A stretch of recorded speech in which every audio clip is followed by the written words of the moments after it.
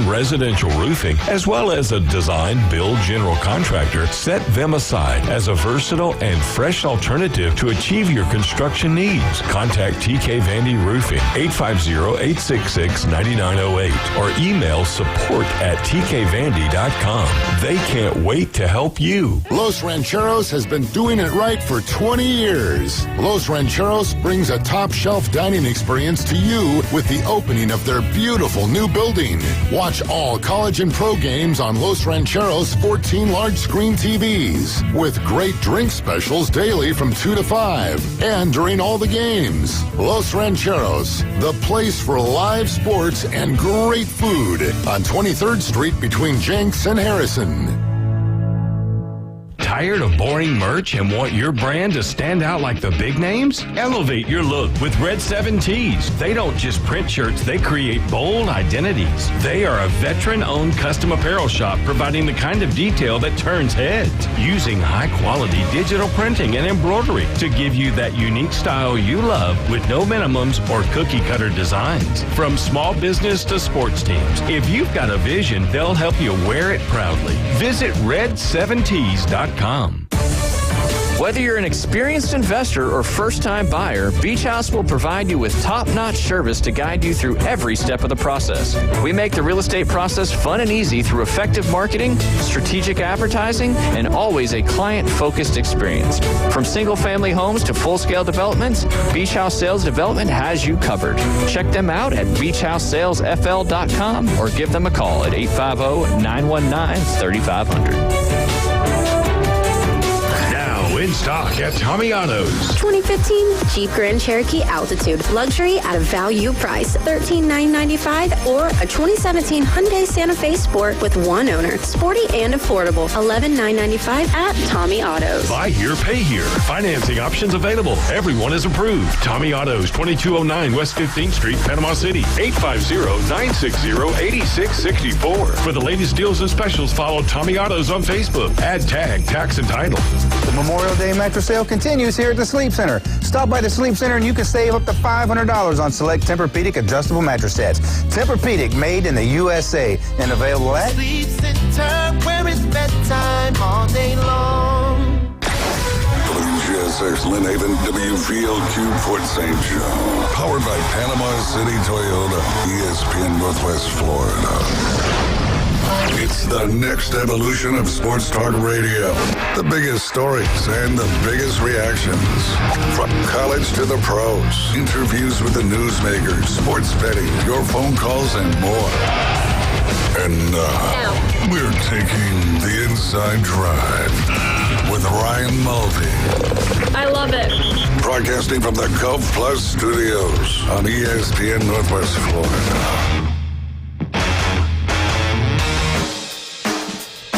And good Thursday morning. You're listening to the Inside Drive live here on ESPN Northwest Florida. 104.3 in Panama City Beach, Panama City, all of Bay County. And we're getting some, I guess I could say, needed rain today. As it looks like we're about to have some more thunderstorms rolling through. But it's been pretty dry and pretty crispy out there, so every once in a while we welcome some of that Mother Nature rain that just seems to have more things in it than you can do from your sprinklers. Just a lot more, I don't know, iron. There's plenty of iron in our sprinklers, I know that. That's for sure. You see all the red or the orange driveways and the orange houses. But you can also download our free mobile app inside the Google Play or Apple Store. All you got to do is search 104.3. You can also head over to ESPNPC.com. You can listen live there, or you can sign up for or both. You can sign up for Scorpion TV, and you'll be able to watch the Women's College World Series, which is getting underway as we speak. Over 5,000 streaming channels on demand, all the sports, all the pay-per-view, anything you could possibly want to watch right there for only $45 a month with code ESPNNW. You can also watch, like, listen, subscribe, share, follow. We appreciate all those things on Facebook, YouTube, and Twitch. Just search it up, ESPN Northwest Florida. Coach James Hale Show from 7 to 9, Inside Drive right here from 11 to 1, and, of course, the afternoon underdogs from 4 to 6 p.m. Braves got postponed last night, so that didn't interfere with the afternoon underdogs. The weather certainly has been kind of wild across the country. A lot of rain in various different places, a lot of dangerous weather as well. So, as we approach, we are officially almost in June here in a couple days. So that means hurricane season, the dreaded H word. Just make sure you're prepared. You can't prepare enough. And we encourage you to always, pay attention to ESPN Northwest Florida, as we got Joanna keeping you posted. Jay's ex-girlfriend there is maybe not the best significant other, but certainly great with the weather. Speaking of Jay, he'll be joining us tomorrow, as it'll be Fun Friday, and then I got a little hiatus for about 3 weeks, and then I'll be back later in June. Missed a lot of fun stuff going on with the College World Series, the NBA Finals, the NHL Finals, but I will be back what'll probably feel like sooner than later. We got Coach Brian Haddad in studio. Brian, how you doing today? Doing well. Looking forward to getting the softball going, and College World Series baseball regionals start tomorrow. Yeah. So fun time of year for sure. It is no doubt a fun time of year, and I'm going to continue the countdown as well as I'm doing every day once school ended. We are now 85 days, 12 hours, 56 minutes, and 40 seconds counting to week 0 in college football. That's August 23rd. And then just a little bit longer. Obviously, you got to wait till week 1 when the big matchups get underway. But September 4th is only 97 days, 12 hours, 56 minutes, and 25 seconds and counting till opening kickoff of the 2025-26, which is still hard to say, NFL football season. Did want to do another poll. I've been trying to keep up with the poll questions a little more. We dropped them off there for a while. I've got it in there, David. It just needs to be activated. Just a simple one. Had some tacos yesterday. What do you prefer? Hard shell tacos or soft tacos? Brian, what do you prefer? Oh, that's the kind of question gets you in trouble. I don't know. I probably prefer the soft shell, but to me that is more of a burrito, because the first thing I do is wrap it over. Yep. So Yeah. to me a taco is probably a hard shell, but I just prefer eating a soft shell. Yeah, there you go. Yeah, I'm soft shell all day. All day. I do like crunchy tacos every now and again, but the soft shell just hits different. It does. It does. And, if you're getting a street taco, too, that has to be in a soft shell taco. What about flour or corn? Flour. Flour all day, same. right? Yeah, because corn, a corn soft taco just is a different kind of weird Gringo taste. tacos. Yeah, there you go. Because I always get street tacos, but I always ask for flour instead of corn, because I guess they default, for lack of a better term, to that corn tortilla. Also, got to mention, because I'm not going to be here for it, but there'll be ads running, and of course, I'll be promoting it on my social channels, and I'm sure here on ESPN Northwest Florida as well. We appreciate the nominations here for the Inside Drive and the Coach Hale Show. We're trying to repeat as best radio personality here in the Best of Bay competition for the Inside Drive, and we cannot do it without you guys. You voted us all the way through last year. We're hoping it'll happen again this year, because we got to knock that guy off from the iHeartRadio. No offense, he had a good run, but now it's our turn to take that run. So it'll start on June 6th. We'll make sure we get the link out there. It'll also be on ESPNPC.com. You'll be able to find that. And again, if you follow me on Facebook, but I also have a public profile, so I will be putting that information out there, probably driving you crazy on getting you to vote. But we appreciate the nominations, and of course we appreciate the votes in the future. It runs from June 6th through June 20th, and then I think right after the 4th of July, they're going to announce the winners for the 2025 Best of Bay competition. Again, I'll keep you posted on all of that. As Brian mentioned, the Softball College World Series is literally getting underway as we speak. First game is going to be Florida and Texas. First pitch here just momentarily, followed by Tennessee and Oklahoma.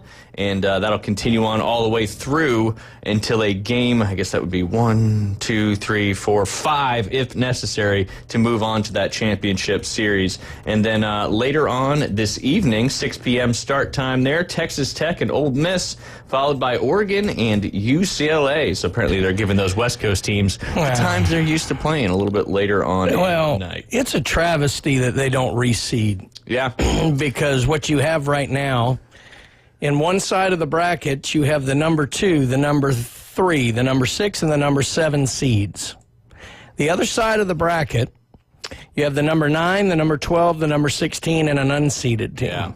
Yeah. That's not the way it should be. So I really wish they would do that. I mean, everybody's like, oh, they just lined up the SEC. No, I mean, this was done ahead of time. And look, obviously the 1, the 3, the 1, the 4, the 5, and the 8 could have made it. But no, I think they need to reseed this once they get to the World Series. I think it would make for a much better thing because let's face it, UCLA, who is the highest seed in bracket 2, is the 5th highest seed here. So you're guaranteeing that you're getting somebody versus, at best, the 5th highest seed. That's not what you want in a championship game. So they need to do that. That's a great point. And has college football officially moved to just doing a reseed during the playoff competition? I don't know if they're doing a reseed during. They are going to do just a straight seeding. That's right. Yeah. They're just going to do, regardless if you win your conference championship. Correct. Now, the conference winners still earn automatic berths, but the seeding will just be done 1 through 12. It will not be,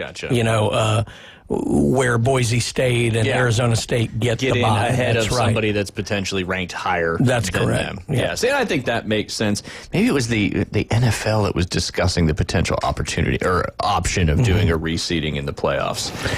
Yeah, they were. Yeah, I think that would be fantastic. It was the Lions, I think, who proposed it, and then they pulled back on it. Didn't pass. Hopefully that'll keep going. The Oklahoma Sooners currently are the favorite to win the College World Series at minus 145, followed by the Texas Longhorns at plus 430.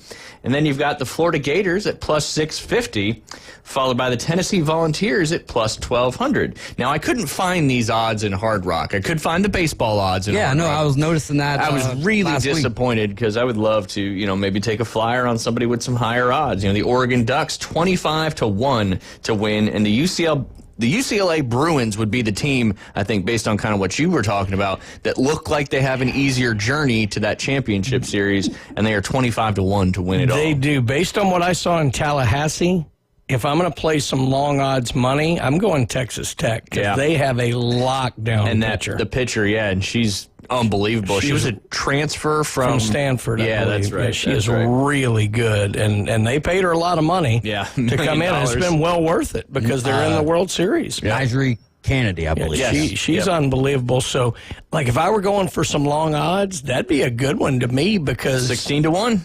Look, you got that one kind of dominant player. That can be a big deal in softball because they don't have the kind of pitch restrictions that you do in baseball. It's a more natural motion to the shoulder going underhand than it is overhand, so they can pitch more often. Yeah, absolutely. I like that. I like that. That'd be, 16-1 is pretty good odds. That's great money. Yeah, absolutely. I'm sure, obviously, you could have got it out there when you were in Vegas, but didn't know what the teams were quite yet. But we do know one of the teams heading to the NBA Finals, and I don't think anybody's surprised. A couple days ago, they were minus 400 to win the NBA championship, but we'll see if whoever wins, or if the Pacers win tonight, we'll see if they have anything to say about that. But the Thunder, very dominant last night, looking really good behind SGA and the rest of the squad there. I think they said the second youngest team to ever make it to the NBA Finals. So, wow. And they, like I said yesterday, they've got a ton of draft picks coming down the line. So I don't think they're going anywhere anytime soon. But again, last night, they clinched the series, the gentleman's sweep, right? 4-1 in that one. SGA had a big game. I think the Timberwolves only scored 9 points in the first quarter, if I'm not mistaken. And at halftime, they had them doubled up 65-32. Just absolute dominant in that one. We were talking about the best bets yesterday, which Hard Rock has changed their best bets format, where now you're predicting the final score for one team or the combined final score. And it's not over this or under that. It's a specific number. And yesterday, I think it went from 106 to 110 for the Timberwolves, and the Timberwolves didn't even get to 106. So this game was never in doubt. No. They were up, what were they, 33 at the half? Yeah. That's doubled them up at halftime. Yeah. Pretty wild. But, Thunder obviously moving on to the NBA Finals. Will await the winner of the Pacers and the Knicks, which could be over coming up tonight, as the Pacers they've been very successful in MSG and could have the gentleman's sweep on that side as well. They're not too flashy, but they just play. They got young players, aggressive players, and I think it's their NBA final to lose. If the Pacers go on and go through, you're talking about two teams that were well built. Yeah, these are going to be this is going to be the general managers championship, really, because they're well built organizations. So, with that being said, is the era of the superstar team kind of getting behind us, or are we going to see some more resurgence of that? Just because you've seen, like you just said, you're seeing more teams that are successful on building and building and building these programs. Well, you can have a super team that's well built because, what you do is you have those 2 or 3 key guys, but then you get the right role players and journeymen in there. Everybody always talks about, like with the Warriors and the big 3 and this, that, or the other, but you had to have the right pieces around them, like with Iguodala and guys like that, that really help fill those roles. I mean, you can even go back to the Bulls. Yeah. And you talk about all of the guys who contributed to that team, even though it was Michael and Scotty and, Rodman in the second, group of 3. There, but it was all those other pieces fit extremely well. Absolutely. So I don't know that it's over. I do think that it's a bit of an anomaly this year, but I do think you have to get the balance of your locker room right, no matter how good your talent is. 100%. Based on what we saw with the Nets, for sure, a couple of years ago with what they tried to build. So. Yep, and just kind of didn't work out because, like you just said, you got to have that locker room intact, and if you've got that argument, you've got that dissension among teammates, usually doesn't play well out there on the field. By the way, for Florida here, one of their starters is Mia Williams, who is Jason Williams' daughter. That's right, Chocolate. Yep. So, and she's a great player, had a terrible knee injury her senior year of high school, but she was one of the most sought-after softball recruits in history, and she's quite a talent. So I really enjoy watching her play because her daddy, he was something to watch. Yeah, no doubt. I'm going to pivot to the baseball side of things real quick. I know we've went over the regionals. Me and David picked the regionals yesterday, but I've got the odds for the winner of each regional right now. Most of these fall in line with that number 1 seed, but some are a little bit stronger than others. It's alphabetical, so we'll start with the Athens region. Georgia's obviously the number 1 seed in the Athens region. They are minus 1,500 to move on to the super regional. I don't know if that's the best. I never know how to say it. Best or worst, least odds, best chance to move on, obviously. 1,500, minus 1,500 is pretty strong. So Duke's minus 140 in that, OK State plus 100, and then Binghamton kind of bringing up the rear at plus 700. Moving on to the Auburn Regional. Auburn is obviously favored in that one, minus 750, but the odds makers also think North Carolina State's got a pretty good shot of moving out of that one, which I think is who David Hayes picked yesterday in his bracket. I did go with the Auburn Tigers, as I can't get away from the Auburn Tigers. If they move on to this regional, as we talked to Brad Law the other day, that'll be their first time in history hosting a super regional, which is kind of hard to believe. Then you got Central Connecticut at plus 450, and then Stetson College plus 200. I had a lot of kids from high school ended up going to Stetson. Stetson's not a bad team either. No, they're around every once in a while. Moving over to the Texas Regional, that's the Austin Regional. Another big, long favorite here. Texas minus 1,300, followed by University of Texas San Antonio at minus 140, Kansas State plus 100, and then Houston Baptist at plus 650. The Baton Rouge Regional, okay, I spoke a little too soon. LSU is minus 3,000. Yeah, their region's not very good. Yeah, they got a good draw there. Arkansas, Little Rock, plus 1,000. Rhode Island, plus 220. And then David Hayes' DBU, Dallas Baptist University, minus 350. Heading on up to North Carolina, UNC is minus 1,800 to win their regional, followed by Oklahoma at minus 300. Nebraska at plus 190, and Holy Cross at plus 750. Up there in the upstate of South Carolina, Clemson only minus 375 in that one. West Virginia's minus 130. Kentucky minus 110. This looks like a pretty close, tough regional, competitive regional. Absolutely. And then you got USC upstate there, which doesn't have to make a very far trip from Spartanburg to head over to, or I think that might be down slightly to Clemson. But yeah, Clemson not a huge favorite in that one, but we shall see. Then you've got the Conway Regional. Coastal Carolina minus 550 in that one. Tough draw having Florida in their regional at minus 350. Then you've got Fairfield at plus 350, and then the East Carolina Pirates Pirates at plus 220. You got to watch out for those Pirates. Great baseball team over the last 20 years or so, and they can certainly make some waves. Heading up there to the Pacific Northwest, you've got the Corvallis Regional hosted by Oregon State, who's minus 450, followed by the Horned Frogs of TCU at minus 220, which I believe David Hayes picked the TCU Horned Frogs coming out of that regional. Then you got the Trojans of USC at plus 145. Last but not least, the St. Mary's out of California, plus 275. Staying up there in Oregon, the Oregon Ducks minus 800 in the Eugene Regional, followed by Arizona and Cal Poly, both at minus 120. Utah Valley bringing up the rear at plus 475. Heading over to the Arkansas, or the Fayetteville Regional, minus 4,000 for the Razorbacks coming out of this one, followed by Kansas at minus 170, Creighton at plus 120, and then North Dakota State, the FCS powerhouse in football, bringing it in here at baseball plus 1,100. They got a softball team that was did pretty well, I think they made a regional as well. Then Coach Hale's Hattiesburg Regional, they've got Southern Miss at minus 500, followed by Alabama at minus 160. I think both David and I picked Bama coming out of that regional, followed by Miami, Florida at plus 115, and then Columbia University plus 325. Fairly tough region close. There too. Yeah, no doubt. These Sun Belt teams getting some tough regions. Yeah, to me, Ole Miss, Southern Miss, and Clemson probably had the three toughest regions based on at least 1 to 4. There's some good 2s out there, but 1 to 4, those are three tough ones. And then that orange that Brian hates, the Tennessee Volunteers in the Knoxville Regional, minus 650, followed by Wake Forest at minus 170, Cincinnati plus 120, and Miami of Ohio 4-1 to come out of that regional. Over there to the UCLA Regional, minus 125 for the Bruins, minus 120 for UC Irvine, and then minus 120 for the Arizona State Sun Devils, and last but not least, the Fresno State Bulldogs at plus 200. Very close regional out there in Southern California in Los Angeles. The Nashville Regional, Vandy minus 650, Louisville minus 130, East Tennessee State minus 110, Wright State plus 400. 4-1 odds for Wright State Chris to see his team come out of the Vanderbilt Regional. Tough regional, though. I think Vandy's the overall number 1 seed. Correct. So they are playing some hot baseball right now. The Oxford Regional, Ole Miss minus 375.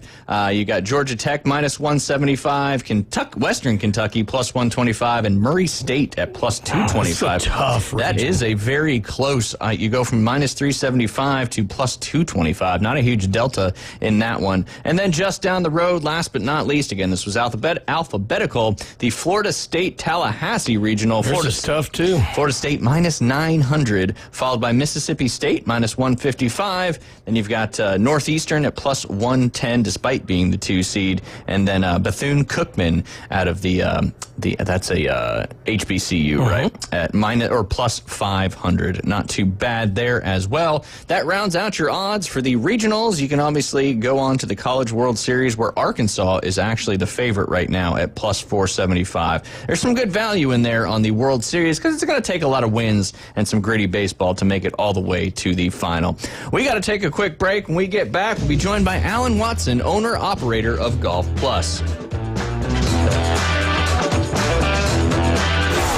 The ride home just got more dangerous. 104.3 ESPN Northwest Florida is your spot for the afternoon underdogs. One of the more underrated, fast as lightning. You know that he's got perseverance. Weekdays 4 to 6 live from the CBC Construction Studio. Reactions, rants, and your calls at 850-215-6290. The afternoon underdogs are live and local. Weekdays on ESPN Northwest Florida. Good morning. This is Joanna with your weather forecast from ESPN Northwest Florida on this Thursday. Definite thunderstorms and moderate rain this afternoon and evening with a wind around 14 miles per hour coming out of the southwest and a high of 83. Tonight, look for light sprinkles and a chance of thunderstorms with a temperature near 77. Tomorrow, a high around 84 and light rain and likely thunderstorms. This weather forecast is sponsored by Mid-South Lumber, the best little lumber yard in Panama City. Thank you for keeping that dial on ESPN Northwest Florida. Rely on it. Tired of boring merch and want your brand to stand out like the big names? Elevate your look with Red 7 Tees. They don't just print shirts, they create bold identities. They are a veteran-owned custom apparel shop providing the kind of detail that turns heads, using high-quality digital printing and embroidery to give you that unique style you love with no minimums or cookie-cutter designs. From small business to sports teams, if you've got a vision, they'll help you wear it proudly. Visit red7tees.com. Lone Star Boil House and Sports Bar, where the locals go for the best boiled seafood around. Crawfish, shrimp, red royals, and everything crabs. Watch almost every sporting event in the country on their huge outdoor jumbotron. Follow them on Facebook to stay up to date on weekly events, live music, and food and beer specials. Lone Star Boil House and Sports Bar, your home away from home for sports, good times, and great food. The best boiled seafood. Lone Star Boil House and Sports Bar, 320 West 5th Street, downtown Panama City. Now back to the Inside Drive, live and local from the Gulf Plus studios. Live from the 19th hole. I can't believe you're a professional golfer. I think you should be working at the snack bar. It's the Inside Drive. The price is wrong. ESPN Northwest Florida.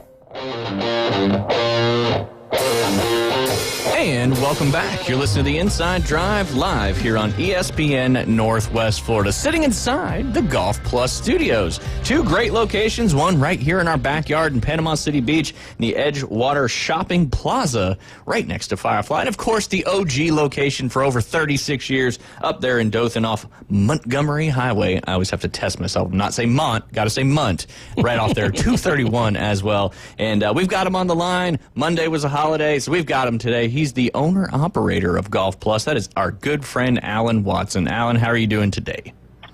I'm doing great, guys. How are y'all today? Doing fantastic. We'll jump right into it because I know it's been a little while since I've had the pleasure of talking to you. What are your this is a topic that we've been jumping into with Keith and a bunch of other of our golf guys. What are your thoughts on Rory not playing in the Memorial this week, and also him not doing a single interview after the PGA Championship after all his rounds? Yeah, it's kind of shocking because he's been kind of the mouthpiece for the PGA Tour for the last couple of years through all of the LIV stuff, and he's been the poster child for the Tour. Even though Scotty's been number one, Rory's been number one in terms of PR and in terms of who the PGA Tour wanted to use. So, I mean, I don't know who gets to make that decision. Obviously, he makes that decision, but I'm saying I don't know that the Tour didn't say to him, like, we'd really like you to sit in front of a camera for a minute. I mean, you are Rory McIlroy after all. So I'm shocked like you are. The Memorial is also another big shock because it's Jack's tournament, and it's definitely one of the most important events of the year. A lot of players really want to win it just to have that honor of being able to shake Jack's hand at the end and be the winner. It's a pretty prestigious event on the tour. And, I'm just shocked on both accounts. I don't know necessarily what's going on in his life. There may not be anything going on that's causing it other than just decision-making based on the way he's running his schedule. Maybe he's tired. I don't know. But it is I hate to keep using the word. It's shocking. Yeah. My thought process on it, because we on our podcast, the Two Off the Tee podcast a couple nights ago, we dove into this pretty hard. My thought process was he just got the career Grand Slam that he's been trying to do for so long. So much build-up, so many things that were on his shoulders. He finally did it this year at the Masters. All that weight has been lifted off. And, when we get real, when our adrenaline starts pumping and then once it stops, you have that big adrenaline dump and you just super tired, don't feel like yourself. And I just think he had so much of that going into that Masters, and then he finally did it. So he's like, whew, I need to just kind of take a break, maybe relax. Obviously, he played in the PGA Championship, not as well as he'd like to, sure. But I think maybe he was just, and I can't speak for Rory, obviously, but maybe he was just, ready to take a little breather from all the things that go on with golf, the interviews. And golf's one of the few sports, because a lot of the other sports, if I'm not mistaken, if you don't do post-game interviews and stuff like that, you could end up getting fined. But I think golf is just completely, up to you whether you want to do it or not. And then, of course, it was the thing about his driver, and, he was tested, which they're all tested. And like we say, these guys hit the ball in the same spot over and over and over again, and it's eventually going to make that face a little thinner, and the thinner the face, the further the ball launches off there. And I thought it was very professional of Scotty Scheffler, too, to let everybody know that his driver also failed that test. This week's event, which is the first round is officially underway. I know Ben Griffin was leading not too long ago and off to a good start. He's got 2 wins, well, 1.5 wins, I guess, but a win in the team event is also a win on the tour. As you mentioned, it's a staple on the PGA Tour, Jack's course. The Memorial's been a big-time event for almost, I think it's just slightly over 50 years. Alan, what's your favorite venue outside of the majors, and then, of course, the Players' Championship as well?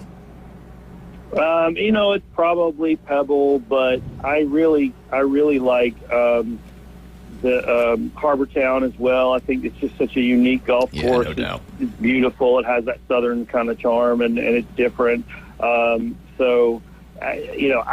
never really gotten to play a ton of courses up north, so I don't know how much different those courses are in terms of layouts and designs and all that. But I played a lot on the West Coast, and I played a lot on the East Coast and in Florida. And if I was going to get to go out and play tomorrow, one of these tracks that you mentioned, I think Harbor Town or Pebble would probably be the ones. Yeah, Pebble would certainly be a bucket list course, that's for sure. I was going to ask you, have you played a bunch of tour venues, major championship venues and stuff like that? And if you have, what was your favorite that you played? I've played a few. I played Sawgrass, TPC Sawgrass, of course. That was really interesting. We had to play it from way, way, way back because it was in a tournament. Yeah. We didn't play it quite as far as the pros do, but we played it beyond the members' tees, and it was all the golf course you could ever want in. No doubt. Yeah, it was crazy. And then we played a few other. I'm trying to rack my brain because I've been all over. Texas, played out there at one of the courses they play.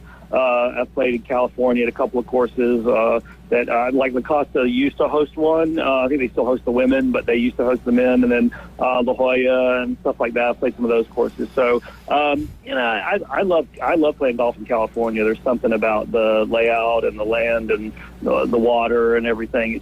It's just gorgeous. So Southern California golf is definitely where, if I was retiring somewhere just to play golf, I'd probably go to Southern California. Yeah, because nobody's certainly retiring and going to California, but if you're just going to play golf, I would do it. I would do it just to buck the trend. We already live in Florida, which is where everybody's retiring to. That's true. Taxes a little less over here in the great state of Florida as well. That's true. I don't make any money anyway. I don't have to pay taxes. There you go. That's a good strategy. The less you make, the less you have to pay in taxes. It's obviously Rory, Scotty, they're kind of the two creme de la creme right now on the PGA Tour. You think it's just going to be, when Rory plays, of course it's not great because he's not playing this week, but you think it's just kind of a two-horse race on the PGA Tour for the rest of the year, going all the way through the playoffs and the FedEx Cup? I mean, it probably is for the FedEx Cup, but I still think you have guys like Schauffele and Morikawa and Spieth who still have something to say week in and week out and could win, of course, because they've won before. You got guys like Keegan Bradley who's still playing great golf, even though he's a lot older than some of these young guns, and he's still out there showing them what it looks like to play good golf.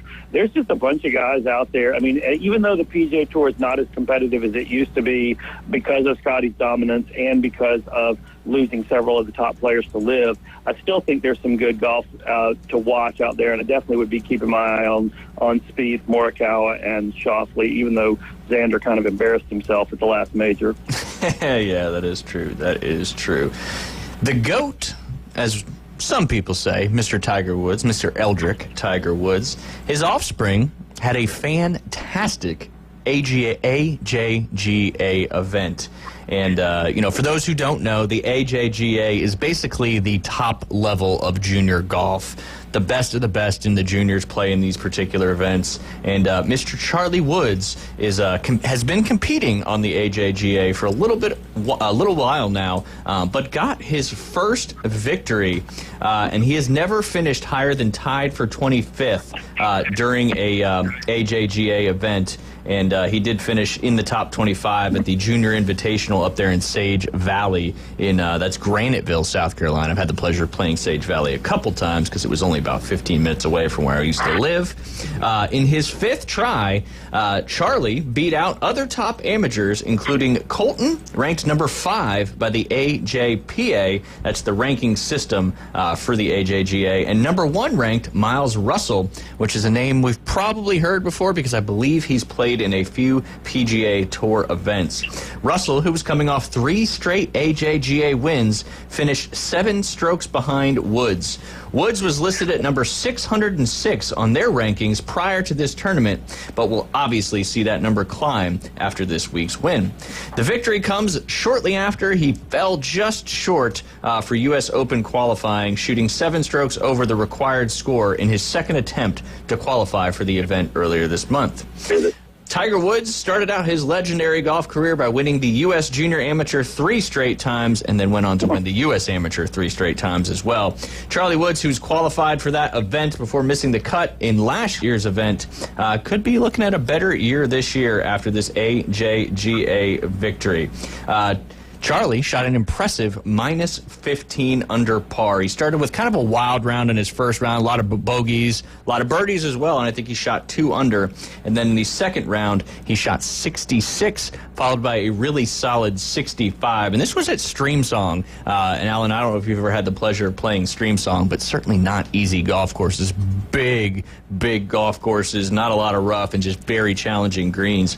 But what do you think about, he's, I don't want to say finally coming onto the scene, because there's been a lot of hype about Charlie trying to follow in his dad's footsteps. How difficult do you think that, if you put yourself in those shoes and you were following, arguably one of the greatest golfers of all time as his son, how much pressure do you think is on Charlie, and how much do you think this win means to him to kind of get his junior career really going? Yeah, the win is huge for him. I'll go backwards on your questions. The win is huge because he just needed to get that monkey off his back. I know when he played in the Future Masters last year in Dothan, we had several folks come in the shop and say, yeah, Charlie's here, but he's not playing well, and he's not carrying a real good attitude around about it either, and so I was a little bit concerned. And I think that speaks to the pressure side of it because, again, none of us know what it feels like to grow up in Wayne Gretzky's shadow or to grow up in Joe Montana's shadow or to grow up in certainly not Tiger Woods or Jack Nicklaus's shadow. So this is beyond big shoes to fill. This is gigantic shoes to fill. Sure. This is the biggest shoes to fill. And so we can't even imagine what kind of pressure this young man's feeling. And the fact that he even decided to go into golf versus maybe playing a different sport that he could sort of be like, well, whatever. That's good on him for trying. And if that's what he's really passionate about, will he achieve anything even close to his father's level of success? No, of course not. History tells us that it's extremely rare for father and son combos. There have been plenty of father and son combos on PGA Tour, like Bill Haas and Jay Haas and the other guys.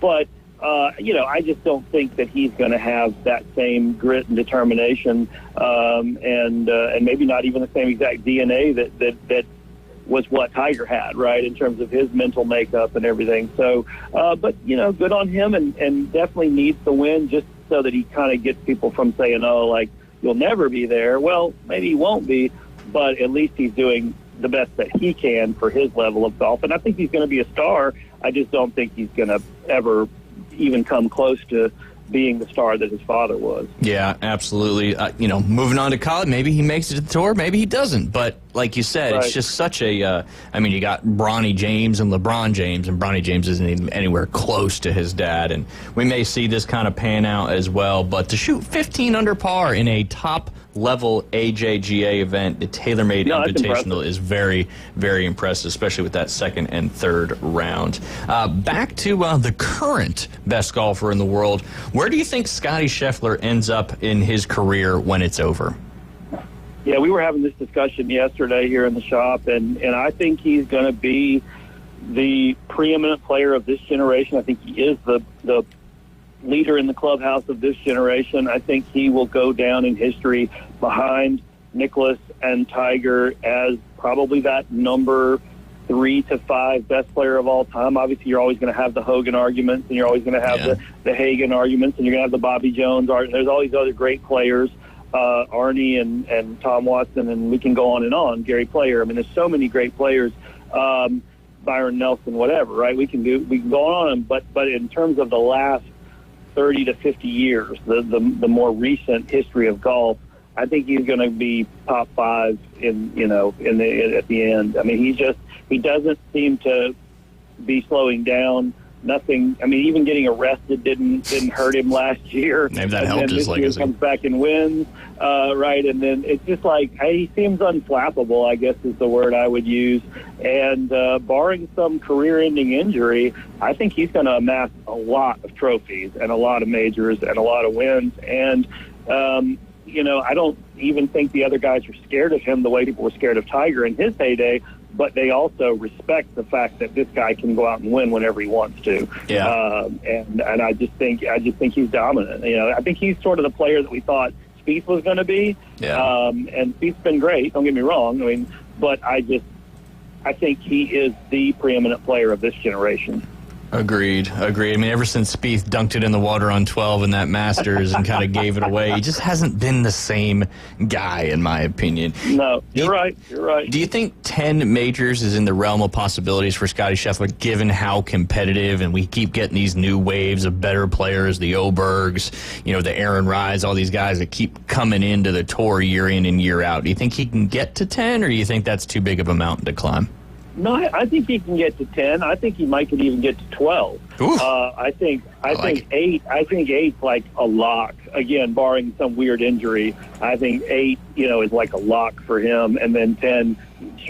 You know how? I mean, well, you and I don't know. We play a lot of golf, but not to that level. But there is something about waiting around for those special 4 weeks of the year, and the problem is you have to time it all right. But he proved in the PGA you don't even have to have your best stuff to win. So that's crazy.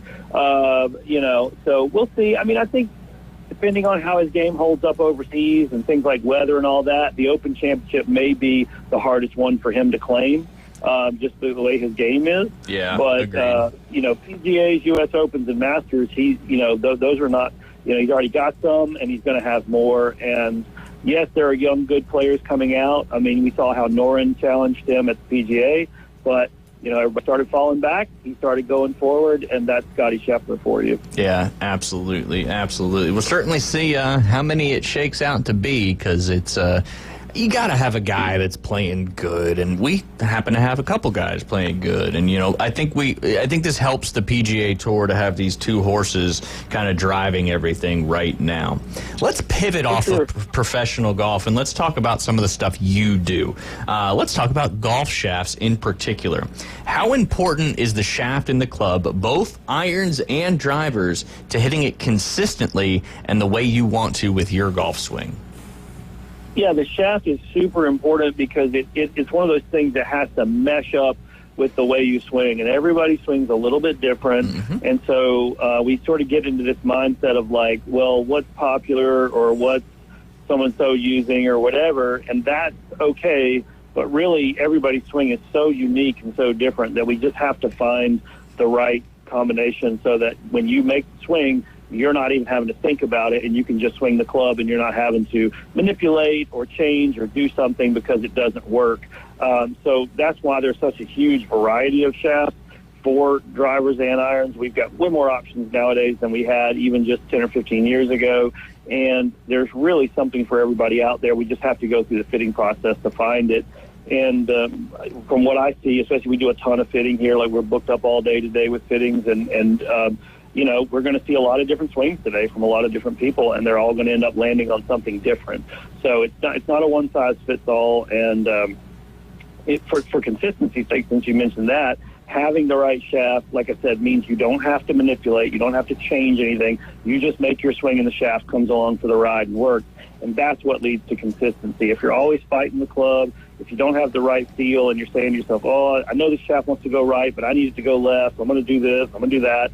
Well, then you're not going to be consistent because you're constantly fighting against it. So our goal here is to find the equipment that you can just swing the way you swing, and it works as best as it can right along with you and there's no muss, no fuss, Absolutely. You tailor the shaft and the club to the golf swing of the individual versus vice versa. Golf's hard enough as it is to have to try to manipulate things. Anytime you're doing something different in your swing, that's going to lead to bad stuff. Last question, Alan. You may not have any quite yet, or you may. Father's Day is right around the corner, and a lot of golfers in the families, especially the dad's side of things. You guys got any Father's Day specials coming up yet? We have got all of our clothing is 20% off the lowest marked price, and a lot of it's already marked down. So it's not just 20% off retail. You're talking 20% off an already lower sale price. So it's a great deal right now. Come steal some clothing from me. I've got plenty of that for guys. We've got some other specials we're working on. We just haven't had time to get everything, out and about. But we'll have a couple other little things we'll be doing as well. And but the clothing is the big thing. We've got quite a bit of it, and it's some really good looking stuff. But I kind of overbought this year, so, come take advantage of me and get that out of the store. There you go. Check out Golf Plus right here locally in the Edgewater Shopping Plaza right next to Firefly. And, of course, the original location up there in Dothan. Over 36 years in business off of Montgomery Highway, a.k.a. 231. Alan, we appreciate your time, and enjoy the rest of this week's Memorial. I think it's going to be a fun one, and we'll talk to you soon. All right, thanks, guys. Y'all have a great day. That was Alan Watson, the owner-operator of Golf Plus, fitting, retail, and club repair. Go check him out for all your Father's Day needs. You're listening to The Inside Drive. We'll be right back. Celebrating 2 years of broadcasting history. Told you this would work. It's the Best of Bay awarded Inside Drive on 104.3 ESPN Northwest Florida. Weekdays 11 to 1 with Ryan Mulvey. I love it. Covering the biggest stories, breaking news, the latest trades, and taking your calls. The Inside Drive is live and local middays from the Golf Plus studios. Happy anniversary. That kid was on roids. On ESPN Northwest Florida. With over 65 years of combined experience, Instant Replay Sports Cards is happy to help you take your collection to the next level. They carry all the new hobby boxes, signed memorabilia, and supplies. New and vintage cards and Pokemon. They sell and trade cards and are always looking to buy. They're an authorized source for Topps, Panini, Upper Deck, and Leaf cards. Instant Replay Sports Cards is open 7 days a week at 752 West 23rd Street, down from Academy Sports. It can always be reached at InstantReplaySportsCards.com. Get ready for your next adventure and discover Kia at Bill Bird Kia today. Check out the 2025 SUV family. The road is yours. Take a test drive and see the all-new features that elevate any adventure. Now offering 1.9% APR up to 60 months on the purchase of a new 2025 Kia Sportage or a 2025 Kia Sorento. You'll get the perfect balance of comfort, safety, and technology. We'll treat you like family and give you the peace of mind that you can trust. Bill Bird Kia is the home of that 20-year, 200,000-mile warranty. Stop by and see us at 2435 East 15th Street or anytime at BillBirdKiaPanamaCity.com. See us today. Offer from Kia Finance America for the purchase of a new 2025 Kia Sportage and a 2025 Sorento with $1,748 per month for 1,000 financed in 60 months. Quantities limited. Cannot be combined with other finance offers not available on balloon financing. The 20-year, 200,000-mile warranty is a Bill Bird Kia warranty. See dealer for complete details. Offer for well-qualified buyers must take delivery from dealer stock through 6/2/25. Broadcasting from the Golf Plus studios, it's the Inside Drive. This is where heroes are created, legends are born, and dynasties forged. The Sports Talk Master, ESPN Northwest Florida. Now back to Ryan Mulvey and the Inside Drive. And welcome back. You're listening to The Inside Drive live here on ESPN Northwest Florida. Texas has a 1-0 lead over Florida in the bottom of the second. And Brian, how did that 1-0 lead happen? Jolie Mitchell, home run to left field in the top of the second is all the scoring here as Well, I thought Mia Williams had hit into a double play, but just the force out at second. So Florida down 1-0, 2 outs, bottom of the second with a runner on first. Sticking with the golf side of things, Colin Morikawa is now leading the Memorial at 4 under par. I think I jinxed Ben Griffin by getting excited about him, and after I started talking, he bogeyed 11 and 12. Still 3 under par first round today. Not too bad, but Colin Morikawa, and if you listen to the 2 Off the Tee podcast this past Tuesday, our guest said pick Morikawa. He's going to give Scheffler the best test this week at Memorial, simply because his game certainly fits what you need at that golf course. Driver accuracy and scrambling around the greens. Ooh, almost a great play there by the Texas left fielder. Left it all out there. I was going to say, it was a tough little fall she took. No doubt. And then, Brian, you were talking about the women's U.S. Open that's going on right now as well. Actually, Ali Kim just went to top of the lead by herself at 5 under through 12. She went off on the back. She's actually birdied 6 of the 12 holes that she has played. Pretty impressive. And she is the 2020 U.S. Open women's champion. So we only have about half of the field out on the course. The big featured group is going to be world number 1 Nelly Korda, Smoking Charlie Hull, as they call her. Ripping heaters. That's right. Making birdies. And Lexi Thompson, who's playing the reduced schedule, the semi-retired schedule. She's got 1 foot in, 1 foot out. But, talented. I don't know if Erin Hills is the right course for her, but we'll wait and see. But certainly a power group going off in about half an hour or so. Yeah, exciting stuff. Yeah, a lot of second women's major of the year, I believe. They had one. I think that's right. Yeah, they had one earlier this year. Yeah, it was. They used to call it the ANA or whatever. Did it used to be like the ShopRite too? Well, it was the old Dinah Shore. Yeah, you know, and then it's changed a few times, so I can't ever keep up. But no doubt. But the women do have 5 majors. Correct. So they had to one up the men. Yeah, they have 5 majors. Absolutely. I don't think that'll ever change on the men's side. No. But it's kind of cool seeing them play Erin Hills, which was the location. I forget which year that the men played that. The golf course had literally just opened. It was kind of almost built to be a U.S. Open golf course. It gets pretty windy up there from what I hear. It does. Yeah. And there's literally nothing out there except that golf course. Typical link-style golf course, and I always like when there's some crossover between the majors, between both the men's and the women's side of things. The first edition of the Football Power Index coming from ESPN has some teams at the top, not to be surprised. We'll go through it real quick, Brian. If anything stands out to you, just jump right in. Number 1, who do we think's number 1? That's going to be Ohio State. Right? This is NFL, pro? Okay, NFL. Well, it might still be Ohio State with their payroll. Yes, they got a big payroll. You've got to go with the defending champs, the Eagles. No doubt. The Eagles are a plus 5.5. Not really sure what that plus 5.5 means, but sounds good. Number 2 on the list, the Kansas City Chiefs. Well, back-to-back Super Bowl appearances, I believe. And then that was the one year they didn't have. Yeah. And then the Ravens, plus 5.2. Followed by the Detroit Lions at plus 4.8. Followed by the Buffalo Bills at plus 4.5. Again, I really don't know what the pluses mean. It's just probably some thing they pop into a computer and spits it back out. Washington Commanders at 6 at plus 2.7 over the Cincinnati Bengals, who are plus 2.5. Followed by the Green Bay Packers. This one's a little high for me at plus 2.3. And then the Los Angeles Chargers at plus 2.1. Interesting. Yeah. Then the Los Angeles Rams at plus 1.8. Followed by the San Francisco 49ers at plus 1.3. Then the Broncos plus 1.3. The Texans at plus 0.9.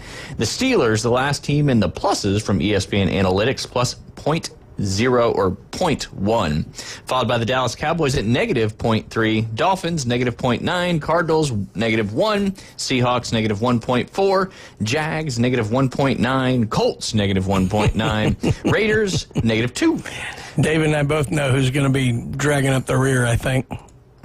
Not the rear. Come on, give us 30. We may be outside the rear. We'll get there. It's not quite the rear, but you're approaching. There's hope in Nashville. You're approaching. The Jags minus 1.9, the Colts minus 1.9, the Raiders minus 2, the Pats minus 2.4, Atlanta Falcons at 26 at minus 2.7. I wouldn't have them that far back. That seems a little far back to me. The Giants at minus 3.9, that's probably fair. The Panthers at minus 4. The Giants are better than people think. Yeah, the Jets at minus 4.7. They're bad. The Browns minus 4.8. They're bad. That was number 30. Number 31, the Tennessee Titans. We're 31. Minus 5. Followed by the New Orleans Saints. Yeah. Dead last at minus 5.2. They really don't have a quarterback right now. They don't have a direction. Yeah, that's true. They have nothing. I mean, there's a few They got expensive ticket players, prices, I can tell you that. Yeah, it's not a well put together team. They don't have a quarterback. They don't. It's rough in New Orleans right now. Yeah, but nowhere to go but up. I kind of feel bad for Kellen Moore. Yeah. Taking that job as a head coach, man. Do another year with the Eagles and get a better job. Well, or maybe you love turning things around. Yeah, there you go. Though, He's got a huge opportunity in front of him. Beauty for him, and the Titans to an extent. They're not in great divisions. Mm-hmm. And look, the funny we were talking about the other day. The Saints. Everybody forgets what the first 2 games last year, they looked like the best team in the NFL. Looked, yes. Yeah, I mean, they were scoring like 50 points a game. And one of them was they, against the Cowboys. Still, they fell apart. I mean, it was... I could take a shot every It time was I can. crazy. Yeah. Falcons way too low on that. And honestly, I mean, no shot here, Ryan, but based on their offseason, I thought the Niners were a little higher than I'd probably have them. That's fair. I mean... right in that kind of mix, but they seemed higher. They could go kind of either way in this season coming up. It really depends. When's Brandon Ayuk coming back? Sure. Is these draft picks? Is that Mikael Williams the real deal that's going to be on the other side of Bosa? Is Christian McCaffrey really actually healthy? Because he obviously, when he's not in, that's a massive loss and impact. Is Brock Purdy going to play up to the contract standards that he just got? Because there's a lot of guys in that top 5 pay that don't live up to that top 5 pay. That is for certain. Jets at that's probably fair for the Jets. Tyrod Taylor is their quarterback. Yeah, they're gonna have a rough one. Yeah, the Giants. I'm telling you, I watched them at the end of the year. Years of excitement, and then just the Giants are not. So I'm sorry. Breaking news: new rule opens College Football Hall of Fame door for more coaches. So they backed off of the 60%, which brings Les Miles, Mike Leach, and the reason I noticed this, Jackie Sherrill in play. So I would love to see all 3 of them get in. Very cool. Well deserving if all 3 of them got in. Sorry about that. That was exciting for me because I looked up at the softball game and I was like, what happened? It was just a walk. And then I saw on the bottom. I'm just a huge fan of Coach Sherrill, so I think that would be really well-deserved and neat. Very, very obviously cool. Coach Leach as well. Yeah, absolutely. The inventor of the air raid office, and he tried to get the little person toss over the hump for the rules, but it just never, ever came to fruition. But yeah, any other teams on here that you're concerned about? You think the Raiders are where they need to be at 24? Or they've got who's their quarterback going in this year? Geno Smith. That's right. Geno came from the Seahawks. They got a better quarterback. Yeah. Brock Bowers had a fantastic season. They've added Ashton Jeanty. I mean, as I was saying before my ADD kicked in, the Giants, I watched them at the end of the year last year, and I realized they were only a piece or 2 away. Yep. I mean, they have some real talent in the right spots. And, obviously everything's got to go right. They're in a tough division, but you are bringing Russell in, and Russell's shown that he can. I mean, did not have a good run in Denver. I thought he was okay in Pittsburgh. Yeah. Certainly be an upgrade over what Jones and DeVito and those guys were doing. So I actually like the Giants' prospects a little bit. Again, their biggest issue is going to be there in that division. You got the Eagles twice, Commanders twice, and the Cowboys. You can say what you want about them, but they're not an easy out. So absolutely, yeah, we'll see. And probably, arguably the toughest division in football right now. You think, or the AFC North?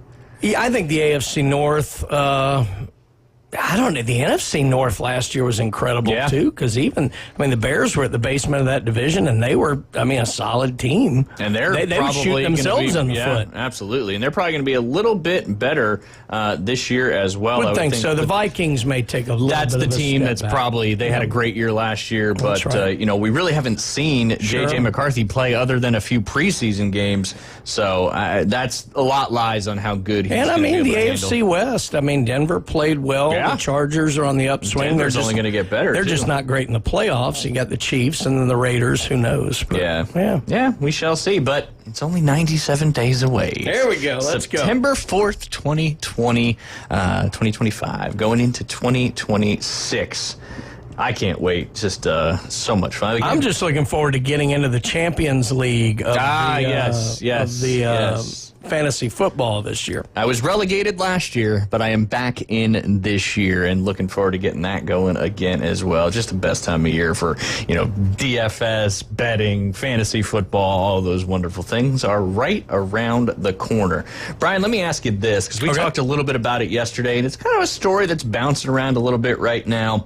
But the fact that Shedeur Sanders could end up being cut from the Cleveland Browns simply due to their quarterback situation. They've got 5 on the roster now. If Deshaun plays, they owe him $75 million. So I'm just going to pull him to the side right now. Obviously, the vet, Joe Flacco, at 40 years old. Kenny Pickett, who's played in the NFL before, and a higher round draft pick. Obviously, he didn't play that great for the Pittsburgh Steelers. And then you got your Dylan Gabriel, who was drafted ahead of Shedeur Sanders. What are your thoughts on the fact that he could end up being cut? And if he does get cut, do you think he bounces to another team? Best thing in the world for him. Yeah.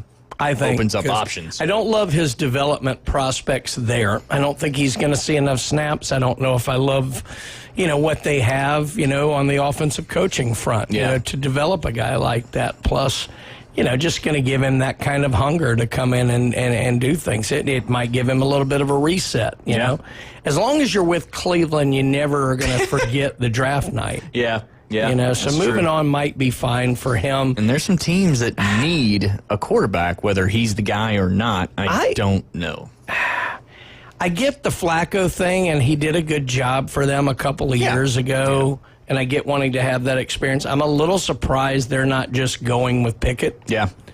Terry Bradshaw actually came out real strong in Pickett's favor. I'm not saying I think Pickett's the long-term answer. I'm just a little surprised by it. So to me, I don't know. I would probably just keep the younger guys in there, going and move on from Flacco. Now, I don't know the cap implications and all that. A lot of things behind the scenes that matter when you're cutting guys and stuff like that. I don't know. I love their defensive line. Outside of that, I'm not terribly impressed by the Browns. So, to me, I'd go on and put Pickett in there. Maybe give Gabriel and Sanders some meaningful snaps and see what you can develop. Yeah. See who out of that 3 can be your guy for the next 3, 4, 5 years. No doubt. And then you've got a better idea of what you're dealing with. Yeah, so it could be Joe Flacco going to the free agency market. We got to take a quick break. My favorite segment of the day coming up next. That's the Afternoon Delight Debrief. You're listening to The Inside Drive live here on ESPN Northwest Florida.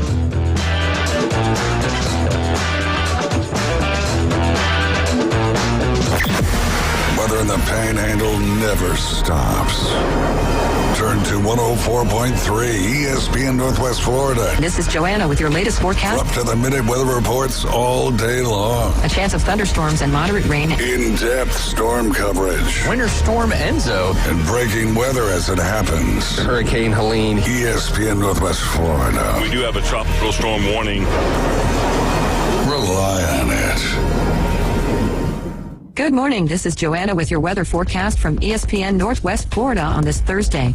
Definite thunderstorms and moderate rain this afternoon and evening with a wind around 14 miles per hour coming out of the southwest and a high of 83. Tonight, look for light sprinkles and a chance of thunderstorms with a temperature near 77. Tomorrow, a high around 84 and light rain and likely thunderstorms. This weather forecast is sponsored by Mid-South Lumber, the best little lumber yard in Panama City. Thank you for keeping that dial on ESPN Northwest Florida. Rely on it. Do you want to eat like a local? The Local 115 is now open. Local drinks, local sports, and local food. Delicious oysters, crab cakes, steamed seafood, gumbos, salads, paninis, wings, wine, and cold beer. Nothing fried. That's right. No fried foods at Local 115. Amazing local food with an exciting local sports and mural theme. Eat like a local at the Local 115. 115 Harrison Avenue, downtown Panama City. WGSX Lynn Haven, WVLQ Port St. Joe. Powered by Panama City Toyota. And that's out of the ballpark. ESPN, Northwest Florida. Are you looking for a place to take a leak? Do you have a truck, tractor, or other hydraulic equipment leaking or not performing as it should? At Reliable Hydraulic Solutions, we can get you back to work. Do you have a busted or leaking hose? We can typically replace them while you wait. Hydraulic cylinder or pump needing repair? In many cases, we can have it back to you the next day. Reliable Hydraulic Solutions, 6840 Highway 77 in Southport, just south of Tractor Supply. The best place in town to take a leak. Broadcasting from the Gulf Plus studios, it's the Inside Drive. And now, the afternoon delight debrief with the three degenerates from the Inside Drive. Afternoon delight. ESPN Northwest Florida. Sky rockets in flight. Afternoon delight. And welcome back. You're listening to the Inside Drive live here on ESPN Northwest Florida. If you got a tin roof, certainly sleeping weather right now as the heavy rain falls right here in Panama City Beach. And, as we said earlier, we need some of it. Maybe not a flood, but...